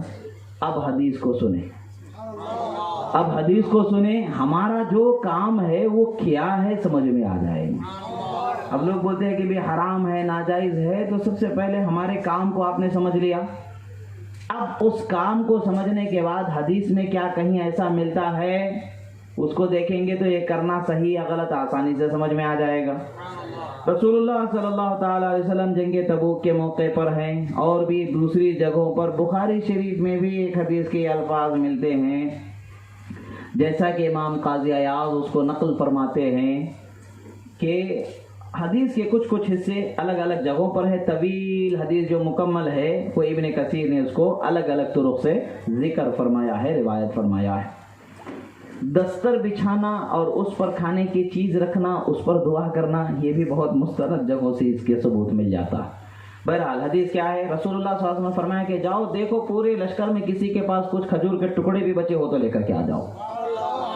روایت میں آتا ہے کہ 9 یا 21 کھجور ملتے ہیں. کتنے ملتے ہیں؟ 9 یا 21 کھجور. اور بھی کم تعداد میں آئے، بعض روایتوں میں 3 کی بھی تعداد ملتی ہے. بہرحال ہم 9 حدیث کے حصے کو پکڑ کے چلتے ہیں. 9 کو بھی پکڑ لے یا 21 کو بھی لے لے آپ. لشکر کتنا ہے؟ 800 سے زائد کا لشکر ہے. کتنا ہے؟ 800 سے زائد کا لشکر، بلکہ اور کثیر تعداد ہے، بہت زیادہ ہے، کثیر لوگ ہیں. اور رسول اللہ صلی اللہ تعالی علیہ وسلم کی خدمت میں لایا گیا تو کیسے لایا گیا؟ سب سے پہلے رسول اللہ صلی اللہ علیہ وسلم کے سامنے چمڑے کا دسترخوان بچھایا گیا جس کا رنگ پلسا ہٹ والا تھا. کیا تھا؟ پلسا ہٹ والا تھا. چمڑے کا جو عام طور پر رنگ ہوتا ہے وہ اسی طریقے سے پیلا ہٹ، جو پیلاپن اس کی طرف غالب تھا تو اس کو بچھایا گیا. بچھانے کے بعد میں ان کھجوروں کو کیا کیا گیا؟ اس دسترخوان پر رکھا گیا. رسول اللہ صلی اللہ تعالی علیہ وسلم صحابہ فرماتے ثم دعا رسول اللہ فتکلم ما شاء. فرماتے پھر رسول اللہ صلی اللہ علیہ وسلم نے ہاتھ اٹھا کر کے دعا فرمائی اور جو خدا نے چاہا وہ کلمات کو آپ نے اپنی زبان سے پڑھا. دعا ہوئی کہ نہیں ہوئی؟ اور کوئی بھی کلمات پڑھ سکتے ہیں. اچھا کلمہ خدا کا کلام برکت والا ہوتا ہے کہ نہیں ہوتا ہے؟ اب انہوں نے کیا کیا؟ رسول اللہ صلی اللہ علیہ وسلم نے، خدا نے جو آپ کی زبان سے جاری کروانا چاہا وہ آپ نے جاری کیا. یہ تو ہمارے لیے ثبوت ہے، کافی ہے. مگر رسول اللہ صلی اللہ علیہ وسلم کو زبان سے پڑھ کر کے دعا کرنا ہی ضروری نہیں ہے. رسول اللہ کھانے میں اگر اپنا لعاب مبارک ڈال دیتے ہیں تو وہ کھانا برکت والا ہو جاتا ہے. حضرت جابر رضی اللہ تعالیٰ عنہ روایت فرماتے ہیں کہ جنگ خندق کے موقع پر رسول اللہ صلی اللہ تعالیٰ علیہ وسلم کے صحابہ رسول اللہ صلی اللہ علیہ وسلم خندق کھود رہے تھے. اس میں کافی صحابہ تھے جو بھوکے تھے اور ان کے پیٹ پر پتھر بندھے ہوئے تھے. بھوک سے پیٹ کی وہ تکلیف کو برداشت نہ کر سک رہے تھے تو کسی کے پتھر پر کسی کے پیٹ پر 2 پتھر تو کسی کے پیٹ پر 3 پتھر بندھے ہوئے تھے اور رسول اللہ صلی اللہ تعالیٰ علیہ وسلم میں ان کے ساتھ بھوکے تھے. حضرت جابر رضی اللہ تعالیٰ عنہ کے پاس کم و بیش 1 کلو کے برابر کم و بیش آٹا تھا اور ایک بکری کا چھوٹا سا بچہ تھا، کچھ بھی نہیں تھا. رسول اللہ صلی اللہ تعالیٰ علیہ وسلم کی وہ حالت دیکھ کر کے، یعنی بھوک کا احساس آپ کو ہوا، اپنے گھر میں جاتے بیوی سے کہتے ہمارے پاس کچھ ہے کھانے کے لیے؟ میں نے رسول اللہ صلی اللہ علیہ وسلم کو دیکھا ہے، مجھے محسوس ہو رہا ہے کہ رسول اللہ صلی اللہ علیہ وسلم بھی بھوکے، اس لیے کہ سرکار کے پیٹ پر بھی پتھر بندھے ہوئے تھے. رسول اللہ صلی اللہ علیہ وسلم کے جانثار صحابی حضرت جابر نے جب کہا تو ان کی زوجہ نے کہا ایک بکری کا بچہ ہے، کچھ آٹا ہے. کہتے ہیں تم آٹا ملا لو، میں بکری کے بچے کو ذبح کر دیتا ہوں. آٹا ملا لیا گیا، بکری کے بچے کو ذبح کر دیا گیا. انہوں نے کہا کہ اس کا سالن بنا لو، میں جب تک کہ رسول اللہ صلی اللہ علیہ وسلم کو بلا کر کے لاتا ہوں. جیسے ہی سرکار آ جائیں گے تازی گرم روٹیاں سیک کر کے رسول اللہ صلی اللہ علیہ وسلم کو کھلا دیا جائے. جاتے رسول اللہ صلی اللہ علیہ وسلم کے پاس، عرض کرتے یا رسول اللہ صلی اللہ علیہ وسلم، میرے بچوں کی ماں نے آپ کے لیے کچھ کھانا تیار کیا ہے، آپ تشریف لائیں، ہمارے گھر میں رونق بخشیں. رسول اللہ صلی اللہ علیہ وسلم فرماتے کیا میں تنہا؟ حضرت جابر کو معلوم ہے کہ 1 کلو آٹا اتنے سارے لوگ ہیں. خاموش کھڑے ہو جاتے ہیں، کچھ نہیں بولتے ہیں. سرکار پھر خاموش ہو جاتے ہیں، دوسری طرف متوجہ ہو جاتے ہیں. تو پھر عرض کرتے یا رسول اللہ صلی اللہ علیہ وسلم کھانے پر تشریف لائی. بولے یہ لوگ یہ جو میرے سہارے زندگی جن کی جینا مرنا ہوتا ہے. رسول اللہ صلی اللہ علیہ وسلم جب کھانے کے دسترخوان پر نہیں بھولتے ہیں تو جنت کے راستے پر ہمیں کیسے بھولیں گے؟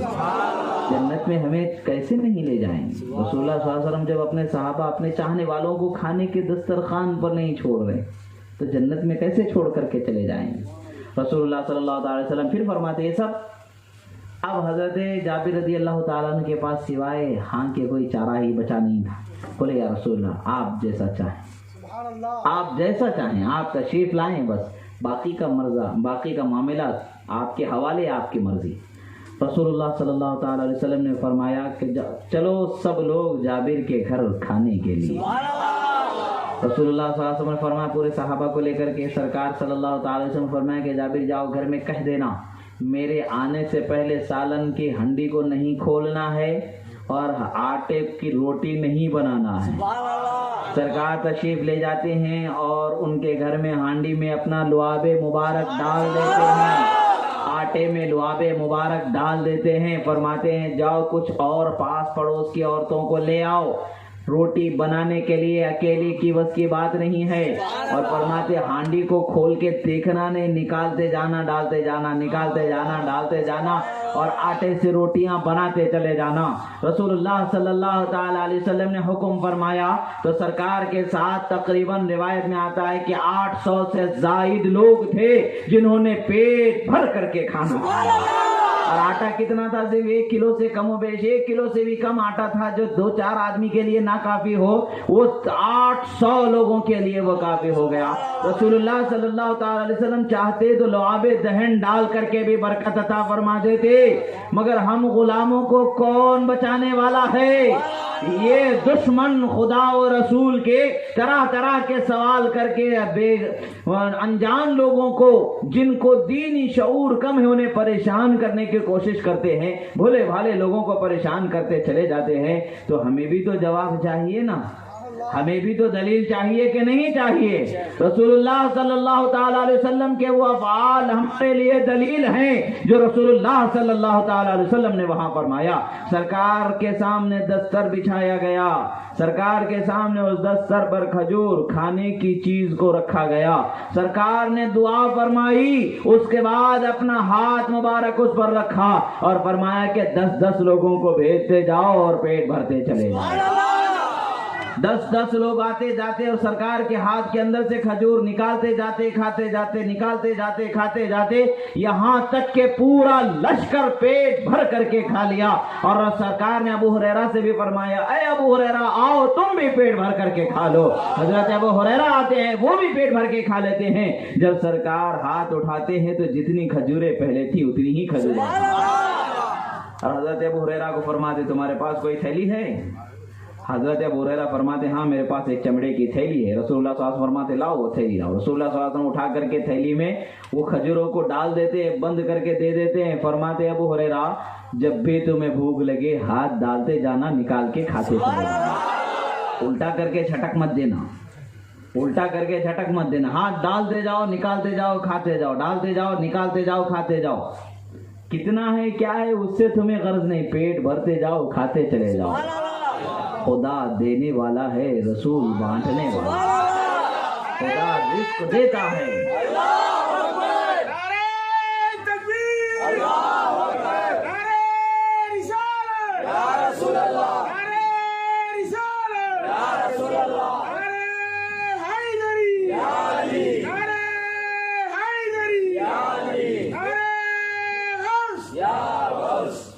خدا رزق دینے والا ہے، نبی اس رزق کے بانٹنے والے ہیں. جسے چاہیں جیسے چاہیں ویسا عطا فرما دے. اسی کو شاہ عبدالحق محدث دہلوی نے فرمایا کہ وہ خدا کے رسول کو اللہ نے ایسا مختار بنایا ہے کہ وہ جس کو جیسے چاہیں ویسے عطا کر سکتے ہیں، جس کو جتنا دینا چاہیں اسے اتنا وہ عطا فرما سکتے. رسول اللہ صلی اللہ علیہ وسلم نے انہیں وہ تھیلی عطا فرما دی تو وہ تھیلی کے اندر سے حضرت ابو ہریرہ فرماتے اس کے بعد سے جب تک بظاہر حیات طیبہ میں رسول اللہ صلی اللہ تعالی علیہ وسلم تشریف فرما تھے، میں کھاتا ہی جاتا تھا۔ اس کے بعد پھر حضرت ابوبکر صدیق کا دور خلافت آیا تو میں ان کے پورے دور میں اس تھیلی سے کھجور کھاتا رہا۔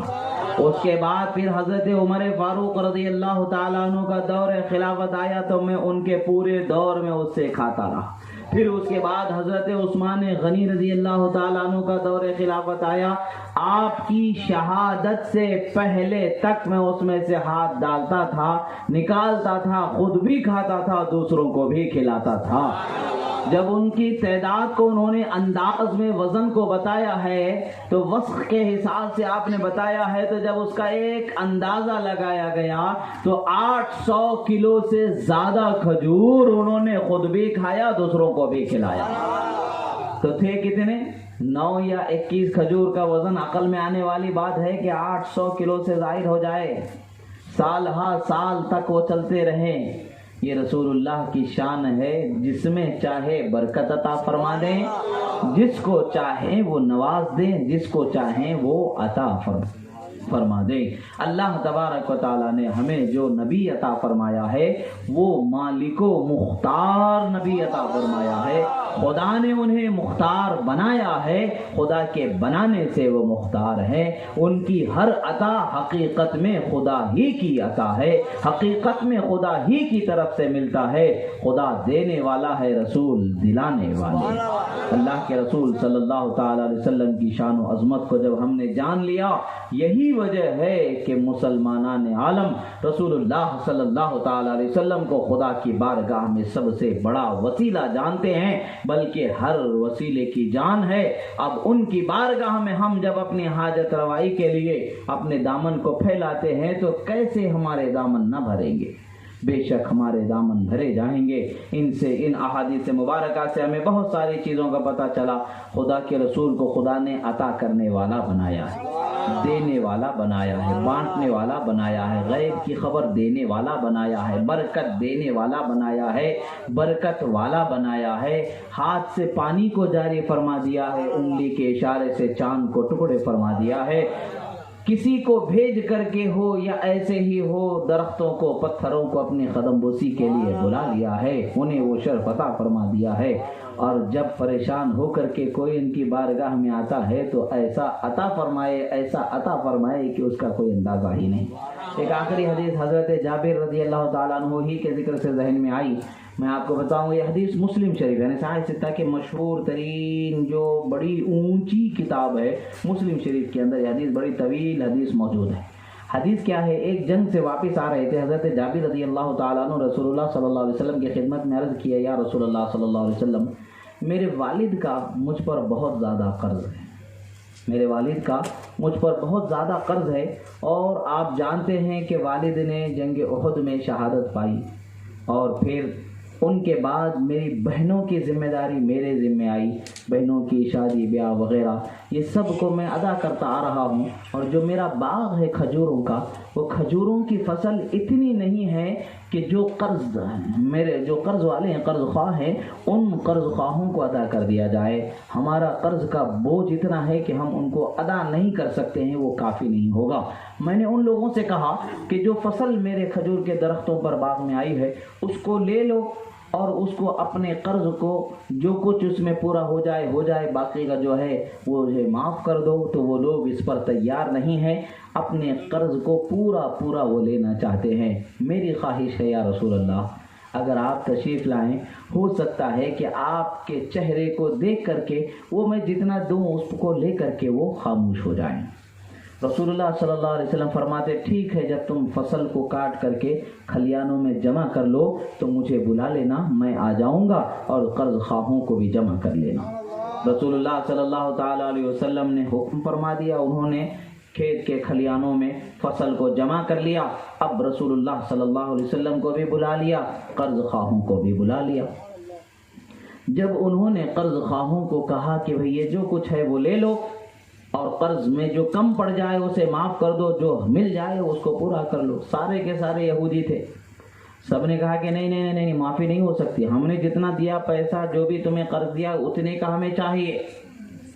اور حال یہ تھا کہ گنے چنے چند کو دے کر کے بھی اس کو پورا نہ ہو. جب وہ رسول اللہ صلی اللہ تعالیٰ علیہ وسلم کے اس عظیم جانثار صحابی کو دیکھتے ہیں، اب رسول اللہ صلی اللہ علیہ وسلم کو لے کر آتے ہیں تو وہ اور آنکھ بگولا ہو جاتے ہیں. تم سفارش کرا کر کے ہمارا مال کم کرنا چاہتے ہو، ہم اس پر راضی نہیں ہوں گے. وہ اور زیادہ سخت کلامی کرنے لگتے. یہ ایسے نبی ہیں جو اپنے غلاموں کو کبھی رسوا نہیں ہونے دیتے، نہ یہاں رسوا ہونے دیتے ہیں نہ وہاں رسوا ہونے دیتے ہیں. اپنے چاہنے والوں کو ہمیشہ اپنے کلیجے سے لگانے والے. کیسے ان کے غلام کو کوئی برا کہے تو وہ اسے گوارا کر جائیں؟ ہو ہی نہیں سکتا.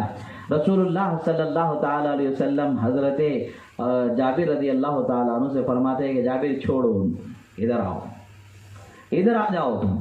اسی عطا کی دین کی طرف جب نظر پہنچتی ہے تو عشق کی بولی نکلتی ہے کہ کون دیتا ہے دینے کو منہ چاہیے، کون دیتا ہے دینے کو منہ چاہیے، دینے والا ہے سچا ہمارا. رسول اللہ صلی اللہ علیہ وسلم فرماتے ہیں کہ ادھر آؤ. جو اس کے اناج کے غلے کے چھوٹے چھوٹے کپے بنائے رکھے گئے تھے، جو چوٹی وان اناج کو ڈال کر کے رکھا گیا تھا، ان میں سے جو سب سے بڑا غلے کا جو کپا تھا اس کے رسول اللہ صلی اللہ تعالی وسلم جو ڈھیر تھا غلے کا، چوٹی وان جو بنا کر کے رکھا تھا، عرف عام میں دکنی زبان میں اسے کپا کہتے ہیں، ہمارے پاس اسے کپا کہا جاتا ہے. یہ ہو سکتا ہے کہ کسی اور مقام پر بھی اس کو سنا جا رہا ہو اور اس کو کپے کا مطلب ہی سمجھ نہ پائے. یعنی ڈھیر، اناج کا جو ڈھیر ڈال دیا جاتا ہے اس کو دکن میں جو ہے کپا کہا جاتا ہے، دکنی زبان میں وہ لفظ مستعمل ہے. بہرحال اناج کا جو ڈھیر کیا ہوا جو ڈھیر تھا، اس میں سے جو بڑا حصہ جو ڈھیر کیا ہوا تھا، چوٹی وان جو ڈالا گیا تھا، اس کے ارد گرد رسول اللہ صلی اللہ علیہ وسلم 3 مرتبہ چکر لگاتے ہیں. کیا فرماتے رسول اللہ صلی اللہ علیہ وسلم؟ اس اناج کے ڈھیر کے ارد گرد 3 مرتبہ رسول اللہ صلی اللہ علیہ وسلم چکر لگاتے ہیں، اور اس کے بعد پھر اس اناج کے ڈھیر پر آپ تشریف فرما ہو جاتے، بیٹھ جاتے ہیں رسول اللہ صلی اللہ علیہ وسلم. اب حضرت جابر سے فرماتے ہیں جابر آؤ اور اس میں سے بھر بھر کر کے جس کا جتنا قرض ہے اسے اتنا عطا کرتے چلو. اب حضرت جابر رضی اللہ تعالیٰ عنہ فرماتے ہیں کہ قرض خواہ تو لین سے ٹھہرے ہوئے تھے، میرا مال تو اتنا تھا کہ سب کچھ دے کر کے بھی میں ان کے قرض کو پورا چکا نہیں سکتا تھا. اب حال یہ تھا کہ میں نے ان کا مکمل قرض چکا دیا تھا. اب میں جب اناج کے ڈھیر کو دیکھتا ہوں تو ایک کھجور بھی کم اس میں نظر نہیں. رسول اللہ صلی اللہ تعالیٰ علیہ وسلم کی برکت ہاتھ رکھ دیتے ہیں تو 800 1000 2000 نہ جانے کتنے کھا جاتے ہیں. خود رسول اللہ اس پر بیٹھ جائیں گے تو برکت کا کیا حال ہوگا. رسول اللہ صلی اللہ تعالیٰ علیہ وسلم کے غلاموں پر جب رسول اللہ صلی اللہ تعالیٰ علیہ وسلم کے کرم کے دریا بہتے ہیں تو ایسے دریا بہتے ہیں کہ جس کا اندازہ ہی نہیں لگایا جا سکتا. حضرت جابر رضی اللہ تعالیٰ عنہ فرماتے ہیں کہ خدا کا شکر ہے کہ رسول اللہ کی برکت سے خدا نے میرے والد کا سارا قرض مجھ سے ادا کروا دیا، اور ادا کر کے میں اپنے گھر کو کچھ بھی نہیں لے جا سکتا تھا. کل کا کل میرے گھر والوں کے لیے اللہ تعالیٰ نے مجھے عطا فرمایا. یعنی رسول اللہ صلی اللہ تعالیٰ علیہ وسلم کی برکت مبارکہ ایسی ہوتی ہے کہ جب وہ چاہتے ہیں تو رائی کو پربت بنا دے سکتے ہیں. چھوٹا ہے تو بہت ہو جائے، بہت ہے تو چھوٹا ہو جائے. یہ رسول اللہ صلی اللہ تعالیٰ علیہ وسلم کی شان ہے. عزیزو، اللہ کے رسول کو اللہ تعالیٰ نے عطا کرنے والا بنایا ہے، سخی بنایا ہے. اسی لیے ہم ان کی اللہ تعالیٰ کی بارگاہ میں سفارش کرتے ہیں، وہ سفارش کو لگاتے ہیں، یعنی شفاعت طلب کرتے ہیں. وہی ہماری شفاعت کرنے والے ہیں. اللہ تعالیٰ یقیناً ان کی شفاعت ہمارے حق میں قبول فرماتا ہے. دیکھیں اللہ تبارک و تعالیٰ نے ہمیں نعمت عطا فرمائی کہ آج یہاں اس کے حبیب کا ہم ذکر کریں، ذکر سنیں، تو یہ ہماری خوش بختی ہے، ہماری خوش نصیبی ہے. اب جب اللہ تبارک و تعالیٰ نے ان کے صدقے میں ہمیں سب کچھ عطا فرمایا ہے تو کیا یہ ہماری محبت کا حق نہیں بنتا کہ ہم ان کے لیے اپنی محبت کا اظہار کریں؟ بے شک یہ ہمارا حق ہے کہ ہم اپنی محبتوں کا اظہار کریں. انہی محبتوں کے اظہار کرنے کے طریقوں میں ایک طریقہ ہے رسول اللہ صلی اللہ تعالی علیہ وسلم کے ولادت کی خوشی میں تمام عالم اسلام کا، دنیا کے ہر کونے میں، ہر ملک میں یہ چیز جاری ہے. جلوس محمدی صلی اللہ علیہ وسلم جلوس نکالا جاتا ہے. سب لوگ جلوس کی شکل میں نکلتے ہیں، رسول اللہ کی شان و عظمت کا بیان کرتے. حضرت جبرائیل امین بھی 70,000 فرشتوں کا جمگٹا لے کر کے تشریف لائے. سرکار کی ولادت پر جھنڈا لے کر کے 70,000 فرشتوں کی جماعت کے ساتھ تشریف لائے تھے، اور آج بھی ہم انہی کی سنت ادا کرتے ہوئے اپنی طاقت بھر لوگ جھنڈا لے کر کے نکلتے ہیں، تو حضرت جبرائیل کی بھی سنت ہوگی اور ہمارے رسول کی محبت کا اظہار کا بھی طریقہ ہوگا، اور یہ ہماری یونٹی کو دکھانے والی چیز ہے۔ اس سے دنیاوی بھی بہت فائدے ہمارے ہیں، وہ ہر جگہ پر ان فائدوں کا ذکر کرنے کی کوئی ضرورت نہیں، اتنا جان لیں کہ ہماری دنیا کا بھی فائدہ ہے اور آخرت کا بھی فائدہ ہے۔ ایک سیاسی پارٹی کے اندر جب ہم خوشی خوشی نکلتے ہیں تو رسول اللہ کی محبت میں نکلنے میں ہمیں کیا تکلیف ہو سکتی ہے؟ تو خیال رہے کہ منگل کے دن انشاءاللہ صبح 9 بجے خانقاہ دستگیر جھنڈے والے صاحب کی بارگاہ سے انشاءاللہ جلوس نکلے گا۔ آپ حضرات اس سے پہلے اس وقت سے پہلے پہنچنے کی کوشش کریں، زیادہ سے زیادہ تعداد میں پہنچیں اور جلوس میں شریک رہیں۔ مختصر وقت میں جلوس ختم بھی ہو جاتا ہے، بعد میں اپنی ذمہ داریوں کو پورا کر سکتے ہیں۔ اللہ تبارک و تعالیٰ سے دعا ہے جو کہا گیا سنا گیا، کہنے میں سننے میں جو غلطی ہوئی اللہ تبارک و تعالیٰ اسے معاف فرمائے، جو حق و صحیح و درست کہا گیا اللہ تعالیٰ اسے ہمارے سینوں میں محفوظ فرمائے۔ پروردگار اس محلے کو امن امان عطا فرما، پروردگار ہر قسم کی بلا وبا پریشانی سے حفاظت عطا فرما، جو بیمار ہے انہیں شفا عطا فرما، جو قرض دار انہیں بار قرض سے سبکدوشی عطا فرما، جن کے گھروں میں جوان بیٹے بیٹیاں بھائی بہن غیر شادی شدہ ہیں ان کی شادیوں کے اسباب مہیا فرما، ان کا بہتر و تابندہ مستقبل فرما، تمام مومنین مومنات کے رشتے ازدواج میں محبت مودت شفقت رحمت عنایت عطا فرما۔ پروردگار جو لوگ با ایمان دنیا سے رخصت ہو چکے مولا ان کی مغفرت فرما، جو بقید حیات مولا انہیں ہدایت پر استقامت عطا فرما۔ پروردگار ہم تمام کو تیرے حبیب صلی اللہ تعالی علیہ وسلم کی سچی محبت عطا فرما، دنیا و آخرت کی کامیابی عطا فرما۔ پروردگار ہم گناہگار ہیں مولا ہمارے گناہوں کو معاف فرما، پروردگار ہم خطاکار ہیں مولا ہماری خطاؤں کو معاف فرما۔ پروردگار ہمیں اور ہماری آنے والی نسلوں کو قیامت تک کے پروردگار تیرے حبیب صلی اللہ علیہ وسلم کا چاہنے والا بنا، ہدایت پر استقامت عطا فرما۔ گمراہی شرک بدعت کفر و ضلالت ہر قسم کی بلا وبا پریشانی آفت مصیبت سے حفاظت فرما، دنیا و آخرت کی کامیاب زندگی عطا فرما۔ پروردگار جن کے گھر نہیں مولا انہیں گھر عطا فرما، جن کے گھر ہیں ان تمام کے گھروں میں خیر و برکت عطا فرما۔ الفاتحة إلى حضرة النبي صلى الله عليه وسلم۔ الحمد لله رب العالمين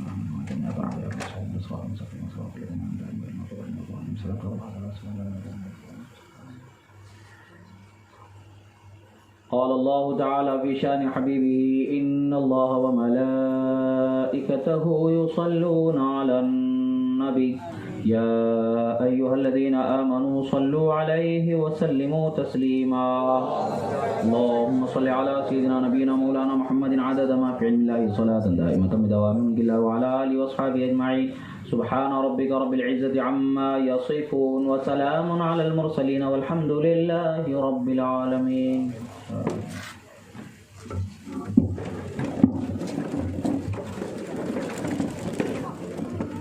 یا نبی سلام علیکہ، یا رسول سلام علیکہ، یا حبیب سلام علیکہ، صلوات اللہ علیکہ، طلع البدر علینا من ثنیۃ الوداع وجب الشکر علینا ما دعا للہ داعی۔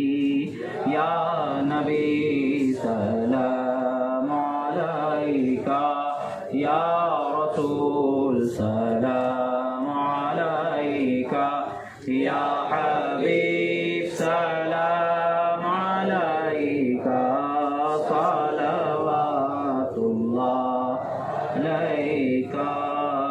ارسل اللہ تعالی عندنا نورا مبینا مصطفیٰ ما جاء الا رحمۃ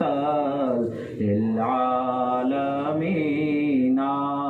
یا نبی سلام علیکہ، یا رسول سلام علیکہ، یا حبیب سلام علیکہ، صلوات والسلام عليك يا رسول الله الصلاة والسلام عليك يا حبيب الله الصلاة والسلام عليك يا قاسم رزق الله وعلى آلك وصحبه حبيبي يا رسول الله. اللهم ربنا آتنا في الدنيا حسنة وفي الآخرة حسنة وقنا عذاب النار. یا اللہ یا رحمان یا رحیم علی کا کار سازا پالنا ربنا نوازا مولا تعالی اس مجلس کو جس نے بھی سجایا مولا ان کی ہر سجانے کی خدمت کو قبول فرما. جامع دیرہ میں سخن جس طرح سے بھی مولا جو حاضر آئے جنہوں نے کوششیں کی جنہوں نے سجایا مولا سب کے ان خدمتوں کو کاوشوں کو قبول فرما. سب کو اس کا بہتر سے بہتر دنیا و آخرت میں اجر عطا فرما. پروردگار آنا بھی مبارک فرما سجانا بھی مبارک فرما. ہم تمام کے گھروں میں خیر و برکت عطا فرما. ہر گھر میں جو کچھ بھی جس طرح کی بھی پریشانی ہے مولا خانگی عائری معاشی جس طرح کی بھی پریشانی ہے مولا ان پریشانیوں سے نجات عطا فرما. چین کی سکون کی محبت کی زندگی عطا فرما. ہر قسم کی لڑائی جھگڑے فتنے کو ختم فرما. وصلی اللہ تبارک و تعالی علی خیر خلق نور عرش سیدنا محمد وعلی آلہ وصحبہ اجمعین برحمتک یا ارحم الراحمین. الحمد للہ.